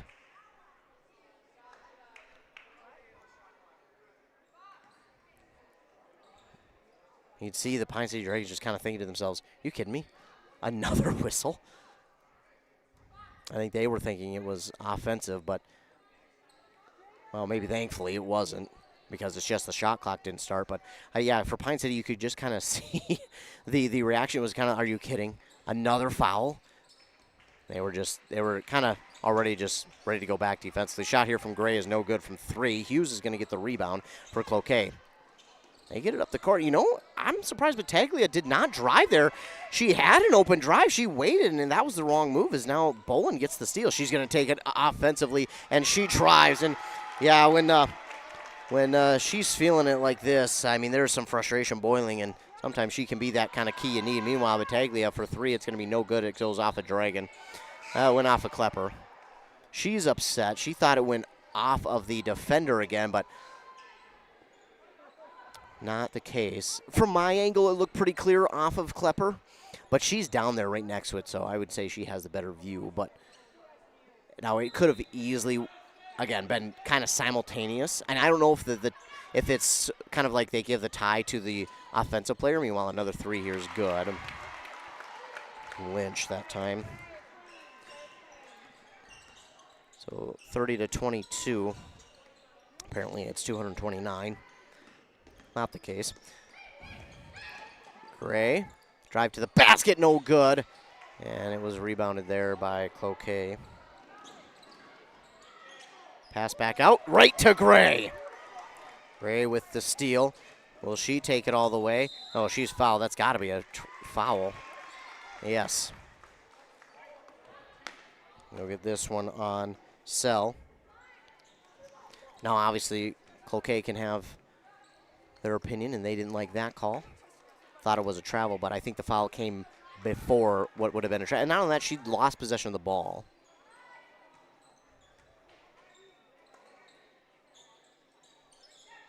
Inbound will go to Klepper. Klepper wanted to back down the defender, but just, I think, too much there, and now Klepper draws the foul. And, yeah, Hughes did not like that one, and that one is really close as well.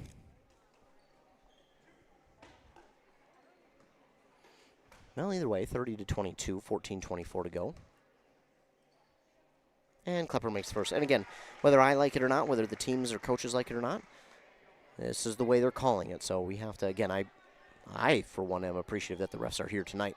Whether I like the calls or not, I appreciate them being here because this allows us to get a game to play. So as much as I complain and you know what about it, the refs are here and I appreciate it.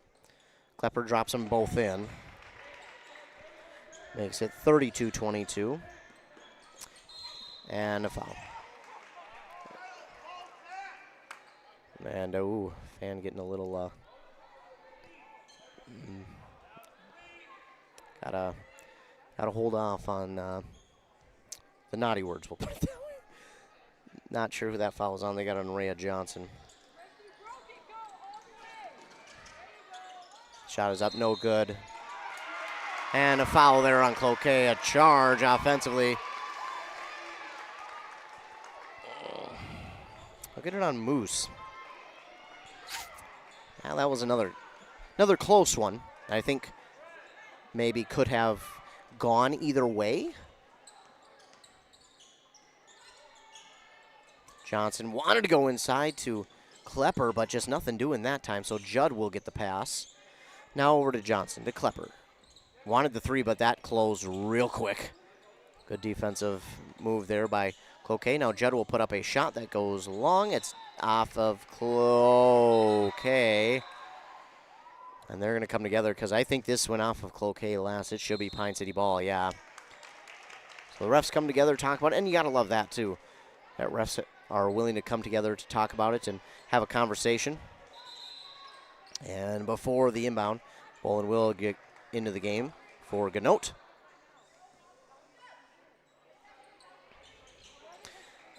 Klepper got the inbound. Trying to drive baseline. She'll give it out to Bolin, and off her back foot just misses. Yeah, that's a tough one there. Bridge will get the rebound. And all the way, dropped in for two there by Lynch. And she was not a part of the starting five, but she's making some noise here. She is part of the starting five here in the second half. Meanwhile, Judd, she'll give now to Johnson. Their defensive battle, and this just might continue throughout the rest of the game between both of these squads. Klepper, turnaround jumper. Ooh, got that friendly roll off the front of the rim. Now here goes Cloquet the other way. Offenses have started to heat up a little bit. And that ball tipped, and it will be stolen away by Judd. Nice job there by Unverzant. Just keep her hands up and then get a hand on the ball and tap it to where her team got a chance to get the steal. Klepper now to Johnson. Boland. Give back to Klepper on the far side. Judd trying to go inside, but just didn't see the defender Bridge, who will get the steal. And Bridge did a really good job there. Coming from the outside, working in, and now a three will roll off the rim, and Unverzant gets the rebound. Here's Boland up the court with it. Boland give to Klepper. Klepper, head fake, give inside. Unverzant too strong. And she's just so frustrated with herself. She knows that those are easy twos for her, and she just can't knock them down tonight. Meanwhile, the line drive three, no good. Rhea Johnson with the rebound for Pine City. Unverzant, it's just one of those nights, and sometimes you have those, but how do you get through those nights is what is going to matter at the end of this one. And Boland drives through, draws a foul, plus the and one. 36-24. Mensch, I believe is how you pronounce it. Her first. Team's fifth. We got a few subs in and out here for each side. Fifth team foul for Cloquet. Pine City has 4.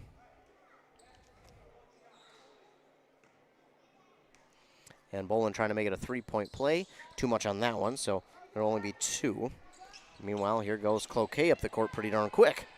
on the far side. They wanted that three. They've been pretty good from three here in the second half early on. 12 minutes to go.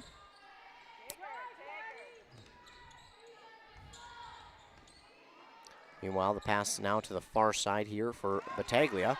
Got her on the defender, Gray. Shot is up, no good. It's going to go out of bounds off of Cloquet. Pine City will catch a little bit of a break that time.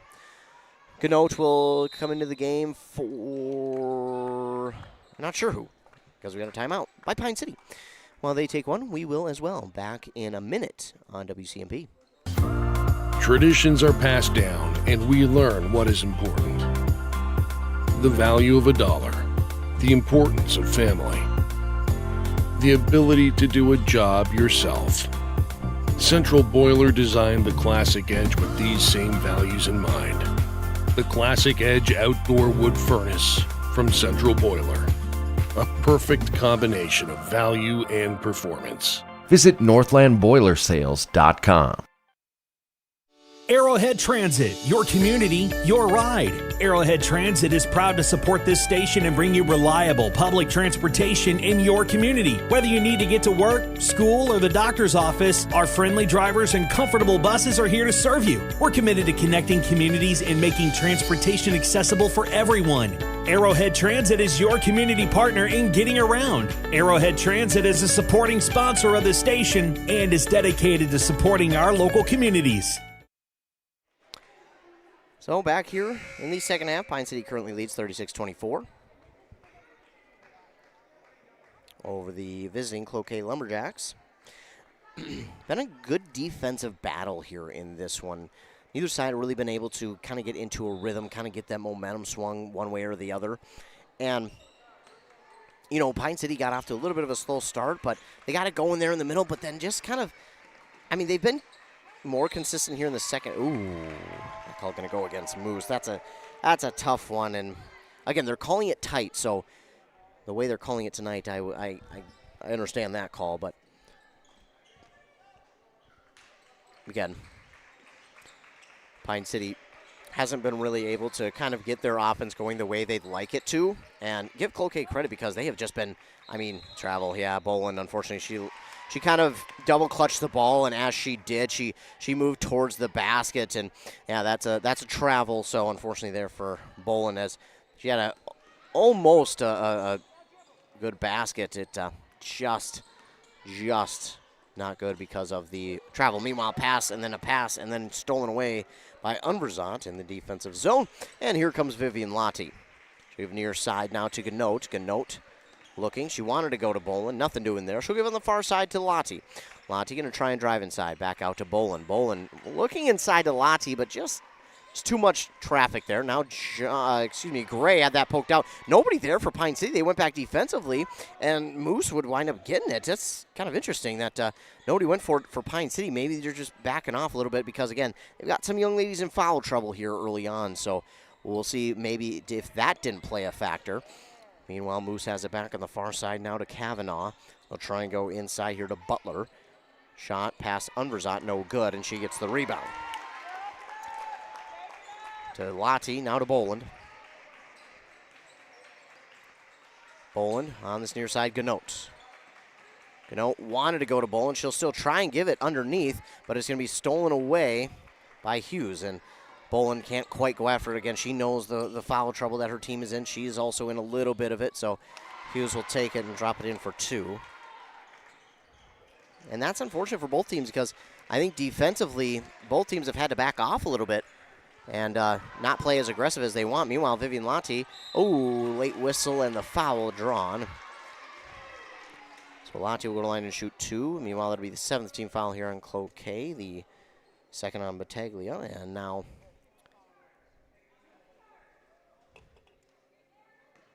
Lottie will get her first. 37-26. Couple in and out for both sides. Unverzant and Gray out in is Klepper and Johnson. Lottie, good on both. Good there on both of these free throws, 28-36. Here goes Cloquet quickly up the court. They'll stop and give now, and here is Hughes to the near side. They want to go inside, but nothing doing. Now they'll reset with Hughes. Hughes will drop back to the Dragon logo. Then try and give on the far side. Johnson almost got a hand on that one. They'll go inside now.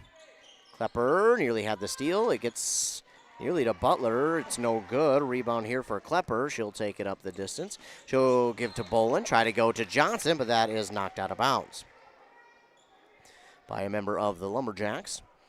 38-26 with 9:26 to go. Looks like Cloquet is going to get substitution here before the inbound.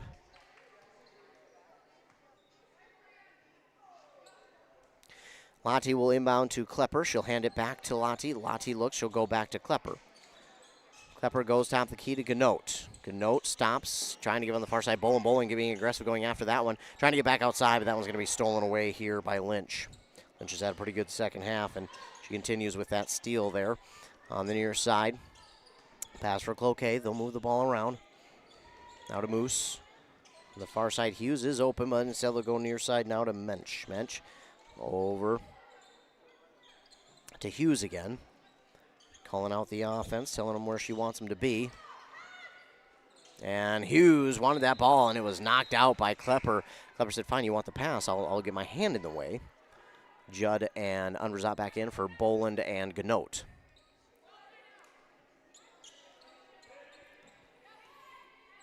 .846. Inbound goes to Lynch.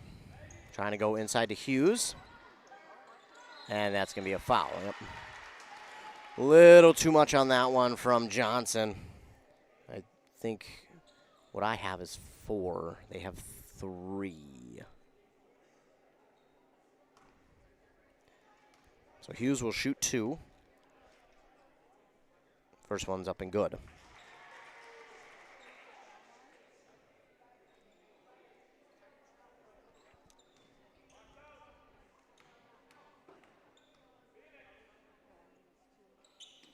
That one is good as well. 2 there for Hughes. Timeout by Cloquet. And while they take one, we will as well.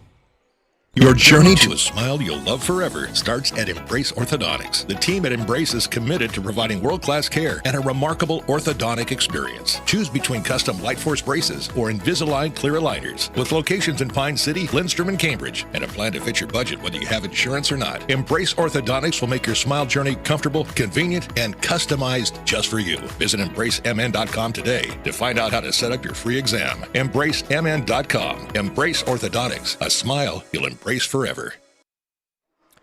Quickly back here on Cool Country WCMP. Again, it's been a battle for both sides. I mean, quite literally a battle.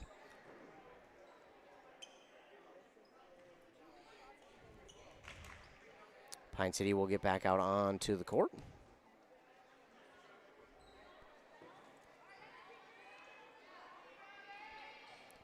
$17 fouls for Cloquet, 5 for Pine City. So that brings the total up to 19 for Cloquet and 18 for Pine City. Johnson got the pass from Boland. She wanted to go for 3. She'll give it to Lottie now on the far side. They'll try and go inside to Klepper, and the bank shot is good for 2 to make it 40-28. Here comes the Lumberjacks the other way, though. Driving inside. Good-looking pass. She went up for the shot and then passed it back out. Now out to Hughes. And I think Lynch would have been better off taking that shot. Meanwhile, the shot was going to go well long, and Klepper gets the rebound for Pine City. Now over to Lottie. Lottie almost traveled. Ooh, did a good job not to travel there. Give to Boland now to Unverzat. Left alone for 3. No good. And the rebound by Lottie. She'll put it up and in for 2 plus the and 1. And she looked to the ref as if to say, oh, what's the call? She was waiting to see what that call was going to be. Now yes, it's on Hughes? Yeah. So it is on Hughes, and I think according to what I have, it's her 4th. Meanwhile, a couple substitutions back and forth here. And Lottie has a chance for the 3-point play. And that's good. 43-28. Pine City picking up the pressure defensively, but here comes Cloquet after breaking through it. Shot is up and good there by Butler. Makes it 43-30. Inbound. Try to go deep, did Klepper, and 5-second violation.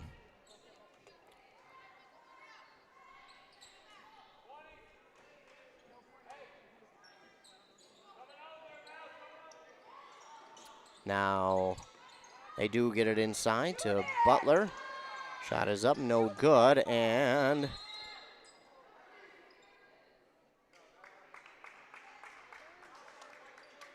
they're going to get a foul here on Cloquet on Sell, her fourth.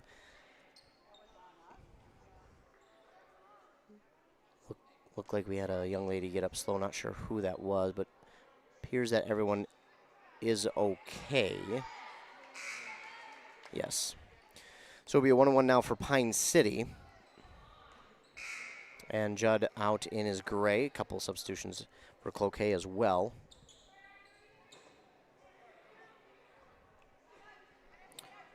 .43-30. Lottie will be at the line for the 1-1.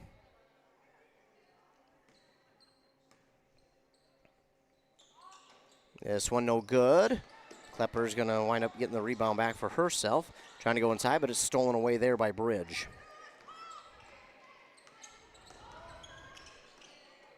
This one inside, back outside for Butler.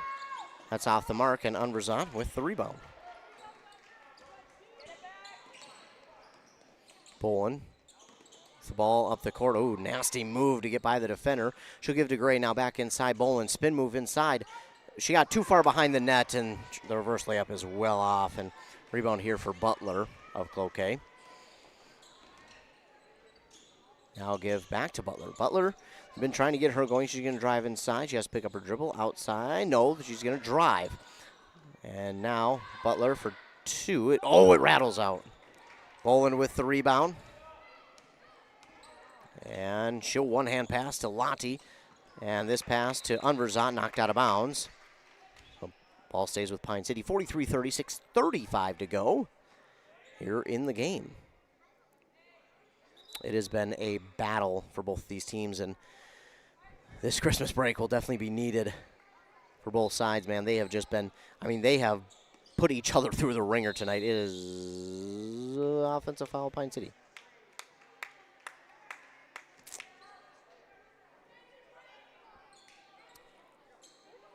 Not sure who they called it on. On Pine City number 2. That's on Klepper, her first. Meanwhile, a shot here by Kavanaugh is made. They get 43-32. Here's Boland. Boland will try and drift to the near side. Wants to bounce past to Gray. Too far. Let her just a little bit too far, and it'll be a turnover. Now if you're Pine City, you're getting into a spot where all of a sudden the Lumberjacks are within 11, and if they make the next bucket, they're back within, double digits. So offensively, you've got to get things going again, but defensively, just haven't quite been. Now again, they're taking a little bit off the gas because of the foul trouble, but got to find a happy medium, I think. Oh. Unverzant going to get called for the foul. Yeah. Her third. It will send Moose to the line for 2.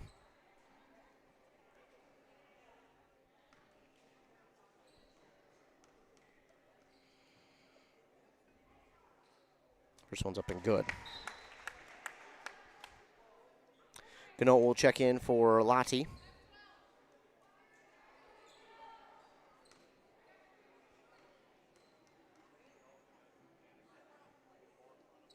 That one's good as well. So Moose hits them both. We got a whistle. They'll get a sub. Will Cloquet, 43-34. God, looking at those numbers, that messes with my brain. Woofta. 43-34. Inbound. Klepper's got a little bit of room to roam, and they're going to guard her with 3 different players. Man, if she would have sucked in the defense just a little bit more, Boland and Organote would have had an easy shot from 2, and now Gray draws the foul. She'll go to shoot 2. That's a 10th on Cloquet. That will be on Lynch, her 3rd.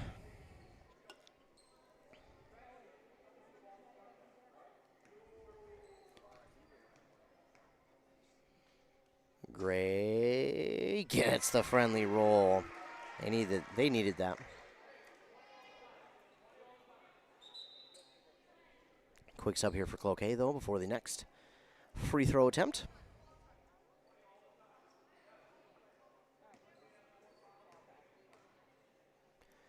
And Gray cannot get that one. So 1 of 2 there for Paige Gray. Rebounded here by the Lumberjacks. That is made. A long 2 there. That was by Moose.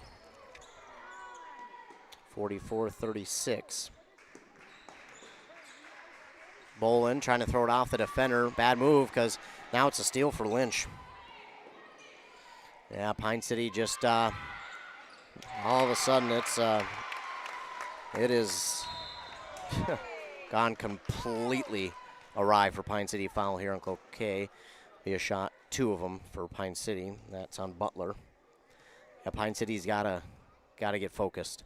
You can just kind of tell they're feeling a little bit. There's some frustration. There's some doubt a little bit. And man, if you're Pine City, you just gotta find that confidence again. Meanwhile, Poland absolutely drills that shot, 45-39.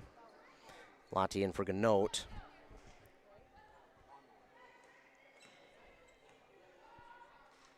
And gets that one as well. So Boland hits them both. It's 46-39. This is still not over, folks. We got just under 5 minutes to go, and Cloquet has found it offensively.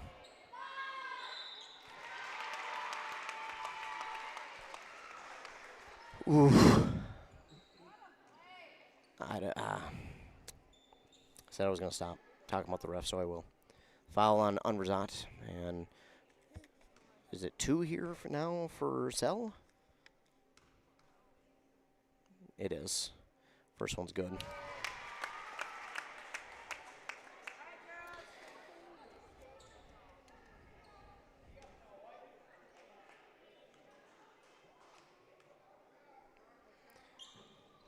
And that's good.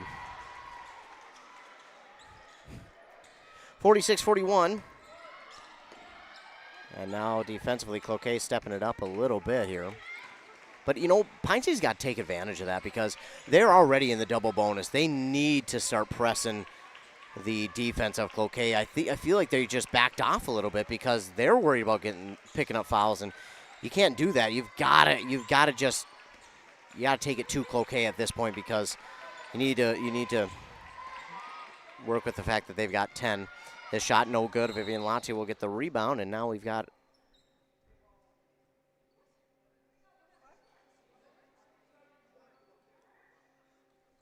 we're going to get a flop warning on Cloquet.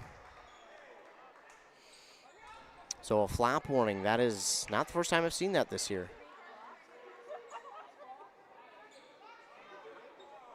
So a flop warning here on Cloquet. And that ball stolen away on the inbound.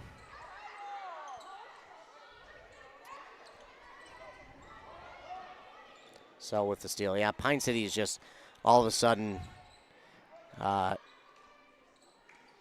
they need a big play.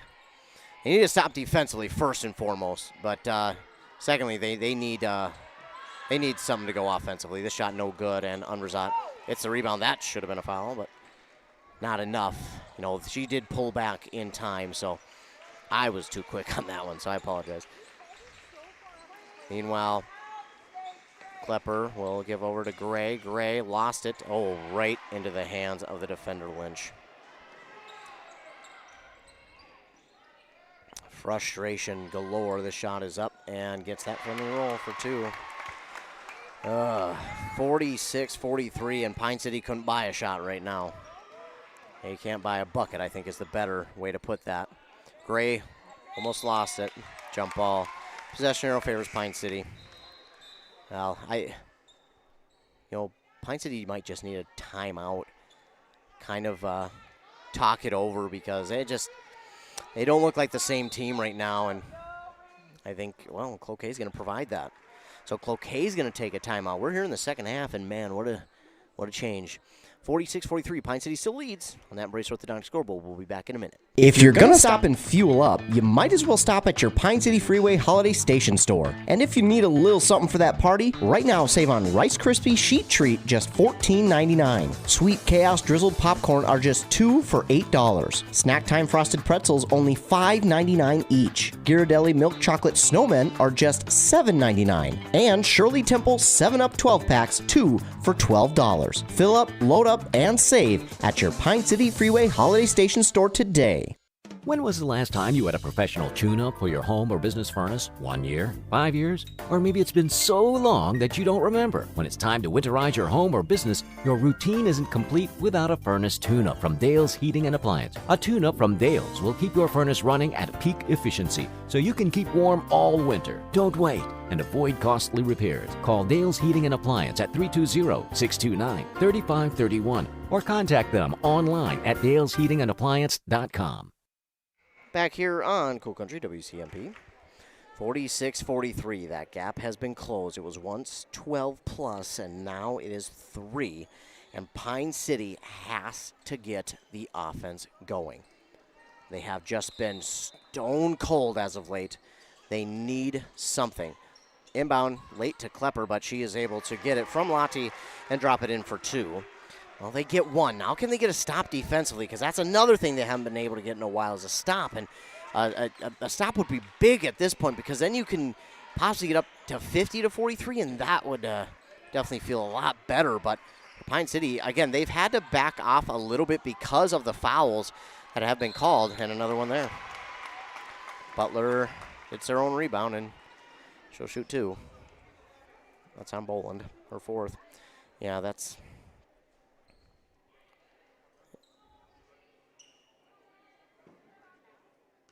Boland a little bit confused as to why she was the one who got the call. But meanwhile, the shot from Butler is good.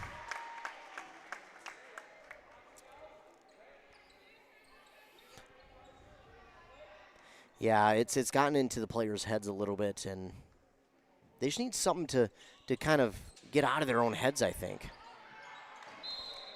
Meanwhile, Butler makes 1 of 2. Rebounds nowhere near anyone, and it will go out of bounds. That's touched by Cloquet.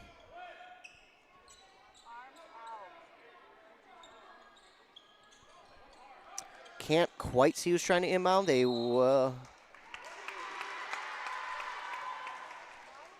I don't know if it was a 5-second or did she step over the line on the inbound. I don't know. It couldn't have been 5 because Klepper got it in, and then about a second or 2 later, then the whistle came. So she must have went over the line. Meanwhile, 3 here. That's no good. Finally, they get 1. Oh, where's the foul called there? Gray got held. That shot going to be no good, and rebound here for Klepper. She'll try and take it to the basket herself. Nice move, but too strong. Butler with the rebound. Yeah, everything, and I mean everything, going Cloquet's way right now. Oh, Hughes is left alone. Wow, I'm surprised she did not take that 3. Well, here is Sell. She will, and that's going to be no good. And Pine City will let it go out of bounds.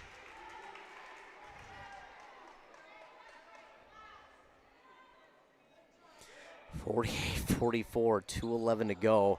This has been a tough one for each side. They're gonna need some rest after tonight, that is for sure.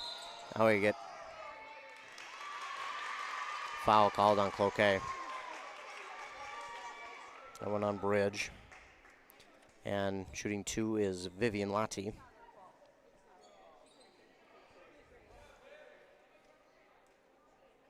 Yes, a little confusion there between her and Boland, but it will be Lottie. First one, no good. Couple subs here for Cloquet.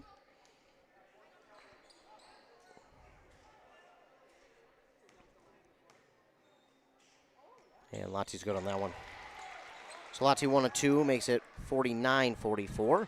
And again, Cloquet moving quickly up the court. That is something that I think has maybe also played a little bit of a factor, is the fact that Cloquet has been moving so quickly up the court. Pine City just hasn't quite been able to get there in time. Meanwhile, 3 here is good.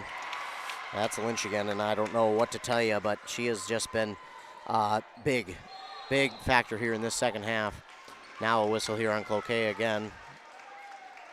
And that will be 2 now for Pine City to shoot. Butler with her 4th.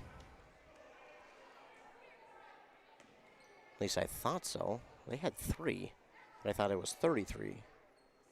Well, either way, it'd be a 4th for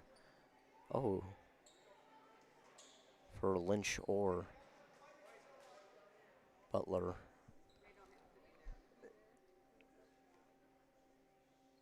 It does look like they called it on Butler. She has the 4th, so. Klepper no good on the first. And these are the spots where Pine City got to be a little bit better at the free throw line. So far, 5 missed free throws here in this second half. And those are free points that they're giving up, and she missed them both. And you don't see that a lot from Pine City, but that shot no good, and Unverzat trying to tie it up. She does, but the possession arrow is pointing the way of Cloquet, at least I believe. I can't quite see it down there. And, yes, no, maybe so. No, it's Pine City's ball. 1:34 to go. Not the way that Pine City wanted this second half to go, but you got to give credit to Cloquet. They've done a pretty good job here defensively, and Lottie's got to get this. Get a timeout call here by Pine City. Yeah, just Pine City was a little bit stuck there and didn't really have a way out. So a timeout called there by Coach Judd, and they'll take a timeout. We will as well. Oh, no. Oh, man. Don't worry. Hones can fix you up. Butch, Christie, and the crew at Hones Auto Body and Glass have over 44 years of experience repairing vehicles from accidents and damage due to hail. In fact, they've got a huge state-of-the-art facility in Mora, are I-CAR and ASC certified, and certified in aluminum repair and welding. Plus, Hones is recommended by many insurance companies. Hones Auto Body and Glass. In Mora, Hones. They'll fix you up right. Honeymoon, here we come. Where's our car? It's been stolen. We'll call our insurance agent. I'm right here. Oh, hey, Jen. You got our invite. Love the dress. Are we covered for this? Of course. That's why you chose auto owners. We work together to get the right coverage. So when the unexpected happens, you know you're covered. That's simple human sense. Your local auto owner's agent is Pine Insurance Agency. Visit them at pineagency.us today. pineagency.us. Back on Cool Country WCMP, 49-47 is our score. 1:27 to go on that Embrace Orthodontics scoreboard. They'll do all the insurance heavy lifting for you. If you don't have insurance, ask about financing options. They'll find a plan to fit your budget at embracemn.com. Be sure to stay tuned after the game as well for our Pizza Puff of Pine City post game. Klepper gets pass. Could have been a foul there on Butler, but they did not call that one. Now Gray slicing to the basket, and she drops it in for 2. Those are really big points there for Gray. 51-47.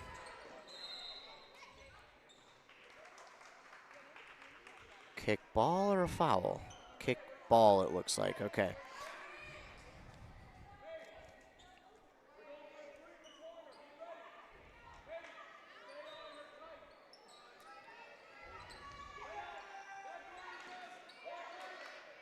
Hughes for 3.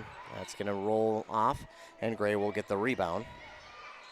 That's a big rebound, and it's knocked out of bounds as they try to go back to Klepper by Cloquet. Under a minute to go. 59 seconds exactly.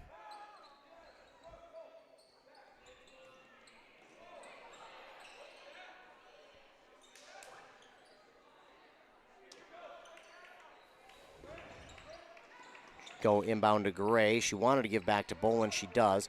Does she have a lane up the court? She'll give to Lottie now on this near side. Coach Judd actively calling for the play call. Gets inside to Unverzat. Oh, I thought she could have backed her way into the basket, but I think what they're trying to do now is just play a little bit of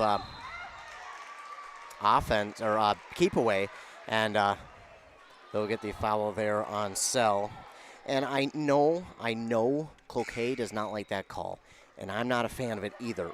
But I don't know in that situation if it's I don't know, because the way they've been calling it, I would say it is, but I don't know, because she was screened, and it wasn't an illegal screen. Let's be honest about that. It wasn't an illegal screen. Klepper was still, but I think she just got hit off her mark and then kind of fell in to Boland's legs, and that's where they called the foul. So I don't know. I wanted to say I agree, but I don't know on that one. Boland makes one of two, so I mean that's a big make there on the second. They would have liked both, but 52-47. This shot goes long. Boland apparently stepped on the boundary as she got the rebound. And they will not be a change of possession, so clock stays. Shot clock, anyways, does. Shot clock, game clock separated by 4 seconds. 34 on the game clock, 30 on the shot clock. Butler going to drive. They're going to just kind of let her shoot because, well, they can't afford a foul at this point. She drops it in for two.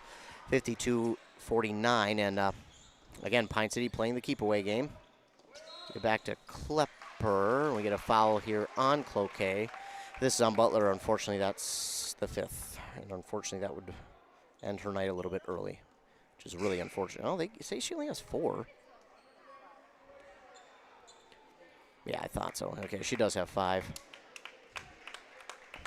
So sadly, her night, again, injuries and athletes fouling out. 2 things I never want to see, because I want everybody to be able to finish the game. Don't want to see anybody have to check out early because of that.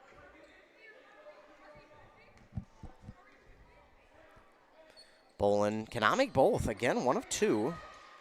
It's rebounded here by Lynch. Under 15 seconds to go. Back outside for 3. It's going to be, it's good off the bank. Battaglia hasn't made one all night, and she makes the biggest one. That's one Pine City could not afford to give up. As she hasn't scored all night, but she pulls off a big shot there. It'll be a minute timeout. I think Pine City took it, or Cloquet. I couldn't see.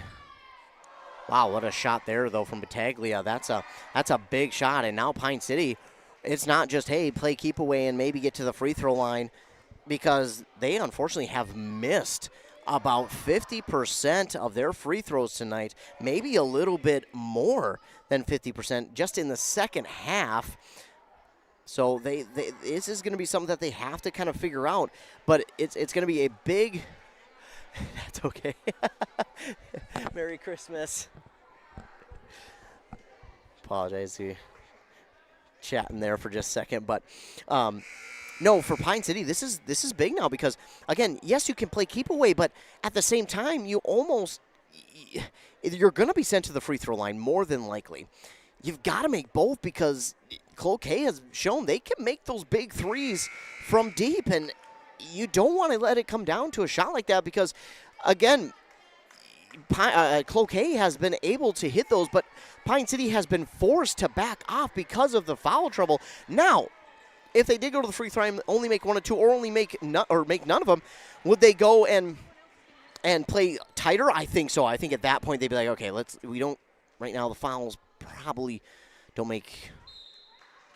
won't matter. Well, don't matter is a strong statement, and Klepper gets fouled there.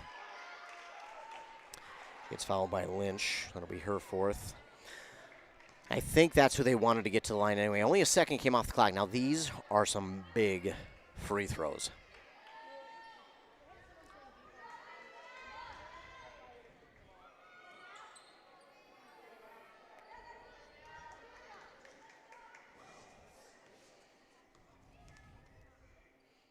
Klepper's first one no good.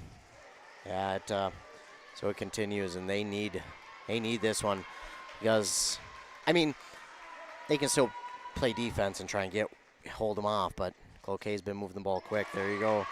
So it's 54-52. Well, this ball was tipped, and it'll be stolen away by Boland, and that will do it. Oh, my goodness. What a way to end it. The Dragons win it on a tough play there for the Cloquet's player Lynch. She got into a spot where she almost traveled and had to stop and try and give it away, and unfortunately wound up being stolen away. So that's going to do it. Be sure to stay tuned after a word from our fine sponsors for our Pine City Pizza Pub post-game show. We'll also have a player of the game as well. Need a prescription or medication advice? Wellia Health's community pharmacies in Mora and Pine City are open Monday through Friday from 8:30 a.m. to 6 p.m. and on Saturdays from 8 a.m. to 1:30 p.m. Our friendly pharmacists are here to answer your questions and to help with prescription transfers. Call us at Pine City 320-322-5141 or Mora 320-679-3999 or visit welliahealth.org. ECE Fiber Internet, the best choice for you. Affordable packages for home and business with reliable service and no hidden fees. ECE Fiber, connecting you to what matters most. Visit orderecefiber.com. That's orderecefiber.com. Are you interested in a technical degree that can quickly help you land your dream career? Or maybe you've always dreamed of going to a 4-year college, but you'd like to start close to home. Either way, Pine Technical and Community College has you covered. PTCC offers more than 50 degrees in hot fields like healthcare information technology, advanced manufacturing, and business. PTCC is now accepting applications. Financial aid may be available online at pine.edu. Starting out or starting over, find your future at Pine Technical and Community College. Hi, Rob. Hey, why have you been so happy lately? It's because I no longer pay for hot water. What? You have 4 teenagers that take all-day showers. How do you not pay for hot water? Well, I put in a central boiler outdoor furnace that heats my house, my garage, and now I have virtually endless free hot water. Wow, that's great. With my 10 kids, I'll really save some money. Where do I get a furnace? Check with your local central boiler dealer, of course. Northland Boiler Sales, your local central boiler sales dealer. Visit northlandboilersales.com. How do you want to be celebrated? A church service, a celebration of life in a chapel, maybe even cremation with an outdoor gathering. Many of these things can be taken care of ahead of time and can be affordable. Methvin Funeral and Cremation has the resources and expertise to help you plan ahead.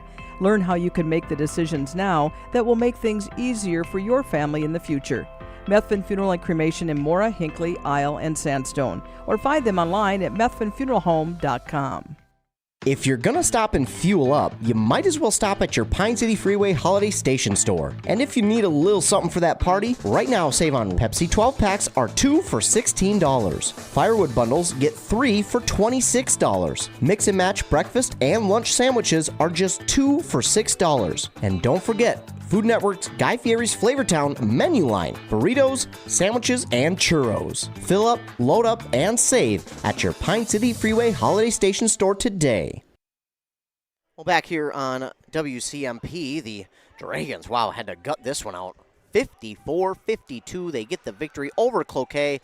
It was quite a game, and Pine City, a tale of two halves. They couldn't really find much here in the second half, but they found enough, and the defense actually wound up making the final play. They got the, and unfortunately it was a mistake by Cloquet, but they made the final play because as she went to pass that ball off, Klepper got the tip, and then it was stolen away by Boland after Gray got a hand, or I think it was Unverzad. I don't remember that. Too much going on, but they got the ball back for the steal for the final play of the game, which allows them to get the victory 54-52. Like I said in the pregame, hey, just because they play similar opponents and Pine City's beat their similar opponents when Cloquet's lost does not mean this game is going to go and be lopsided. I said it might be a close game, and it certainly was. So it was a battle here for Pine City, and we'll take a quick look at the stats. Leading the way was Mallory Klepper with 18-15 for Brooke Boland, 9 for Vivian Lottie, 6 for Maggie Judd, and then he had 3 for Gray, 2 for Ganot, 1 for Unverzad, 11 rebounds for Klepper for a double-double, 8 for Boland, 7 for Lottie. They had 11 total steals, 1 block, and 22 team fouls. For Cloquet, they had 28 team fouls, 16 in the second half. Leading the way was Butler with 13. She came alive in the second half. 12 for Lynch, 9 for Kavanaugh, 6 for Moose, and then you had 4 for Hughes, 3 for Battaglia, 2 for Sell and Bridge, and 1 for Mensch. They had 10 steals, 9 of them in the second half, 1 block, and 28 team fouls, 16 in this second half. So yeah, fouls kind of piled up early on. Both teams had to kind of adjust and play a different way, and you could kind of tell Pine City was trying to back off there in that second half just so they didn't pile up on the fouls and and so they could at least keep their young ladies in the game. Now, thankfully, none of them were fouled out, but 4 players had 4 fouls in this second half for Pine City. So it was a tough game. It was a really good battle, and I just thought for Pine City, I think it was the confidence that kind of took a hit as this game went along, because they just couldn't. The offense wasn't firing on all cylinders like they wanted it to, and they weren't able to find those shots. And then the turnovers also were a bit of troubles there for them. And Cloquet was starting to hit on all cylinders, but Pine City again did just enough to come away with this victory here tonight, 54-52, as we are in the Pizza Pub of Pine City post-game show. Pizza Pub of Pine City. They, again, had the Grinch there a couple weekends ago, but you can bring the crew, watch your favorite team while eating your favorite pizza and wings. Be sure to check out their Facebook page to see what they're cooking up for their monthly specials. So stay tuned. We'll have our player of the game join us here very shortly.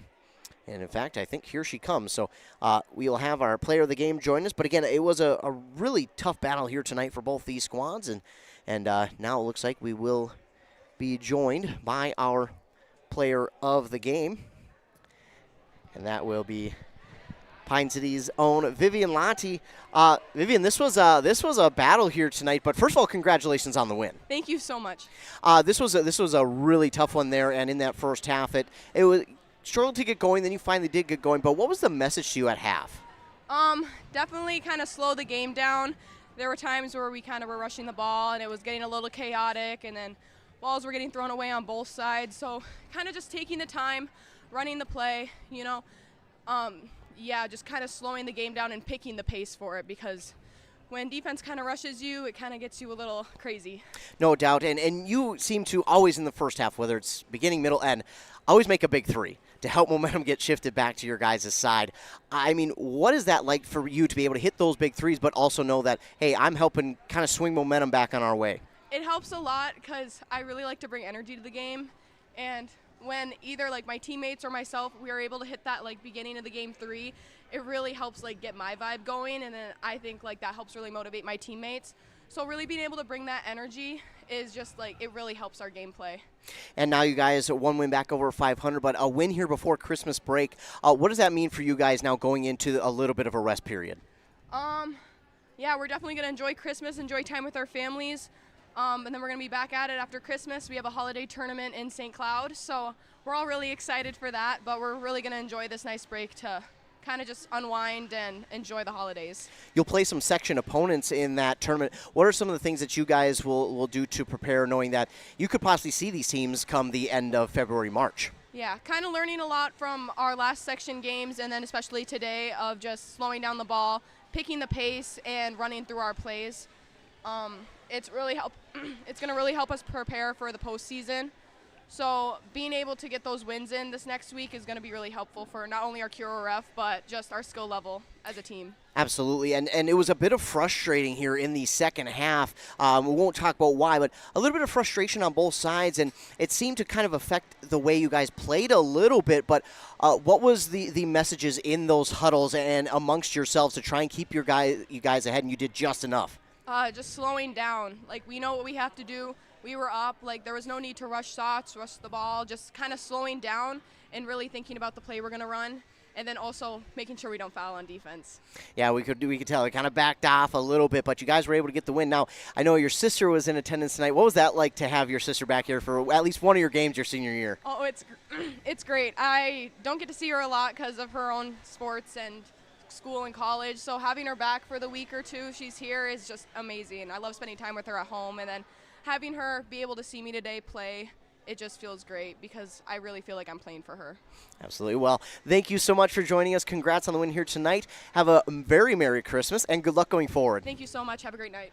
Thank you. And that, again, was our player of the game, Vivian Lottie. Thanks so much to her for joining us here in the postgame as her team gets the victory 54-52 over the Cloquet Lumberjacks. We'll see if we can't be joined here by the Dragons head coach, Patrick Judd, here shortly. But, again, you could tell the frustration, but you heard in the huddle, it was just, hey, we still got a whole thing. It wasn't, and what I like the fact that, they didn't make it about the calls. They didn't make it about this or that, or, hey, why isn't this going our way, or that going.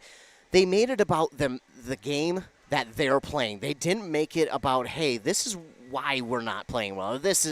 They made it about what they needed to do better, and I like the fact that that was the case, because I think in a game like this where the frustration was mounting, I think you could easily get players who go and make excuses and go, hey, well, this and well that and this call and that call. Instead, they just went, you know what? Things aren't going our way, but you know what? We've got to get back and play our own game. We need to slow things down for ourselves. We need to make sure that we're getting things going in our favor so that we can get the game going back our way. But now we'll be joined here by the Dragons head coach, Patrick Judd. And Coach Judd, a little bit of a slow start to this one for you guys, but you guys started to get it going a little bit there towards the end of the second half. But just what was that message there at halftime? I just felt like we were leaving a lot of meat on the bone in that first half. We opened up a 12-point lead, but, man, it felt like we should have, with the foul trouble they were in, we were in it too. But, I mean, it was just like, man, we got to open this up a little bigger. And sure enough, in the second half, it almost came back to bite us a little bit. But I think we just got to sometimes learn to slow down a little bit and not be in a rush to score when we have opportunities. I mean, we had mismatches. We didn't take advantage of them. It's kind of the same message that we talk about, is just learning how to play smart basketball and make good basketball plays. And it was a little bit of a frustrating night here for the team and for everybody, I think. But they continued to play strong through it. And just talk about the mentality of this team to be able to kind of fight through that adversity and still come away with the victory.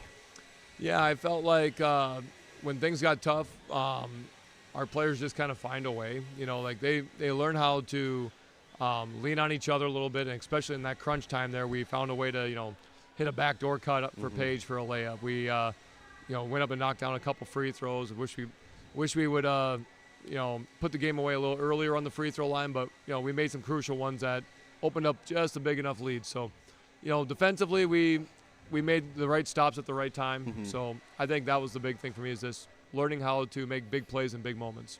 And speaking of the defense, you guys had to back off just a tad in the second half because of said foul trouble. But they still played good enough to get the win here tonight. What are some of the ways that they can improve when a game goes like this, or even when it doesn't, just to make sure they're making more stops so it doesn't get as close as maybe it did tonight?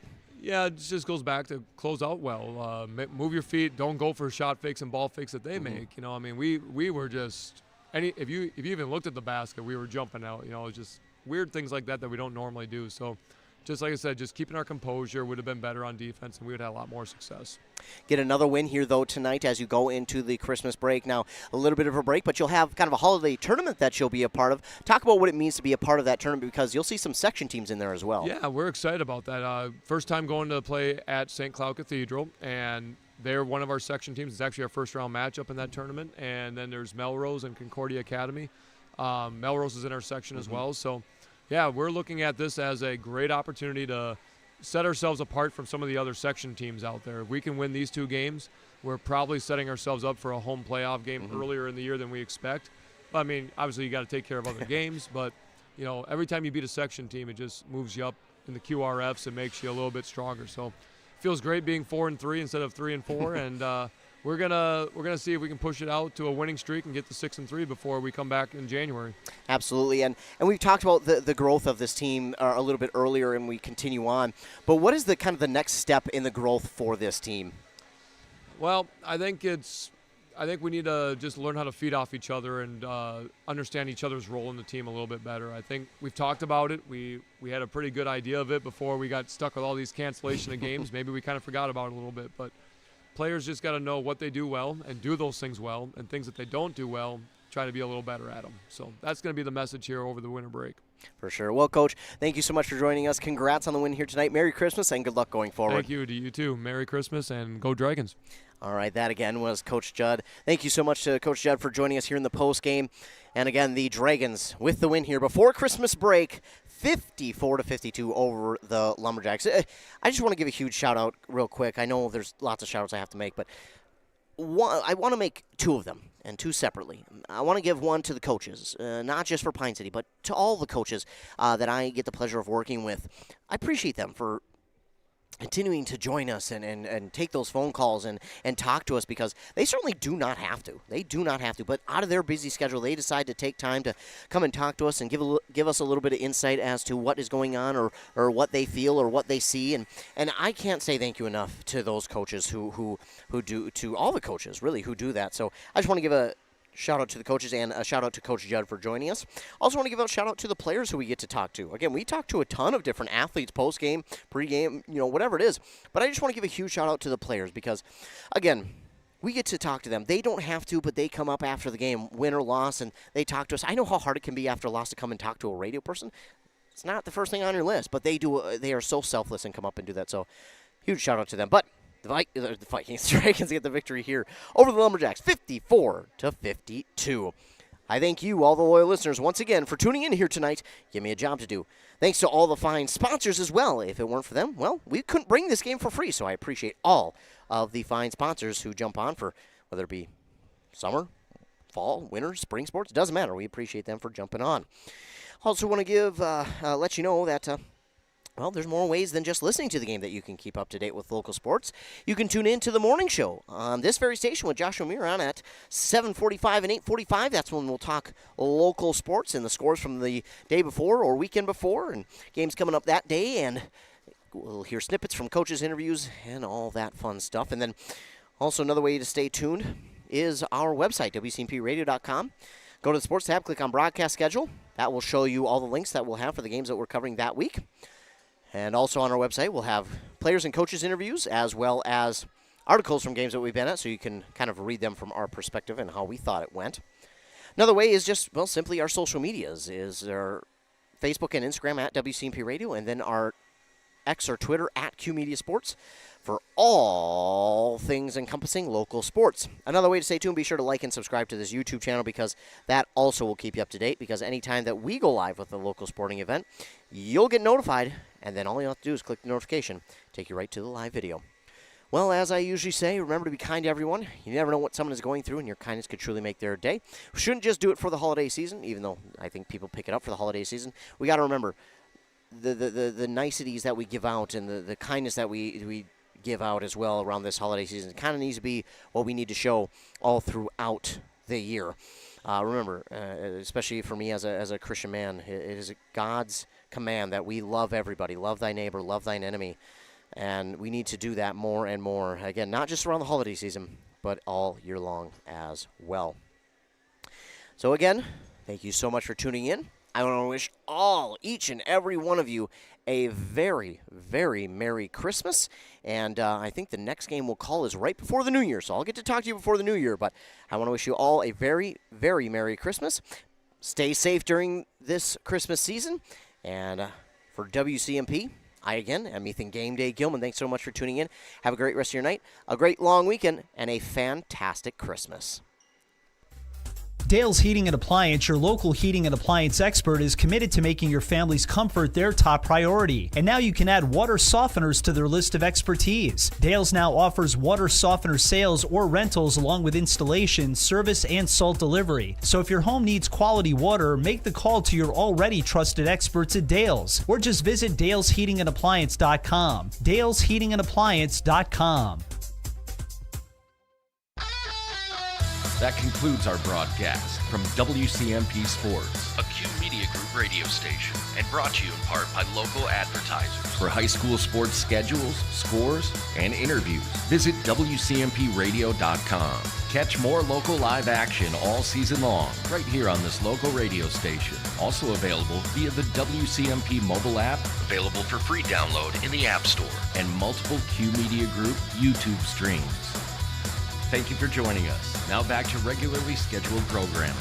WCMP is 100.9 FM, 106.5 FM, and 1350 AM. Licensed out of Pine City.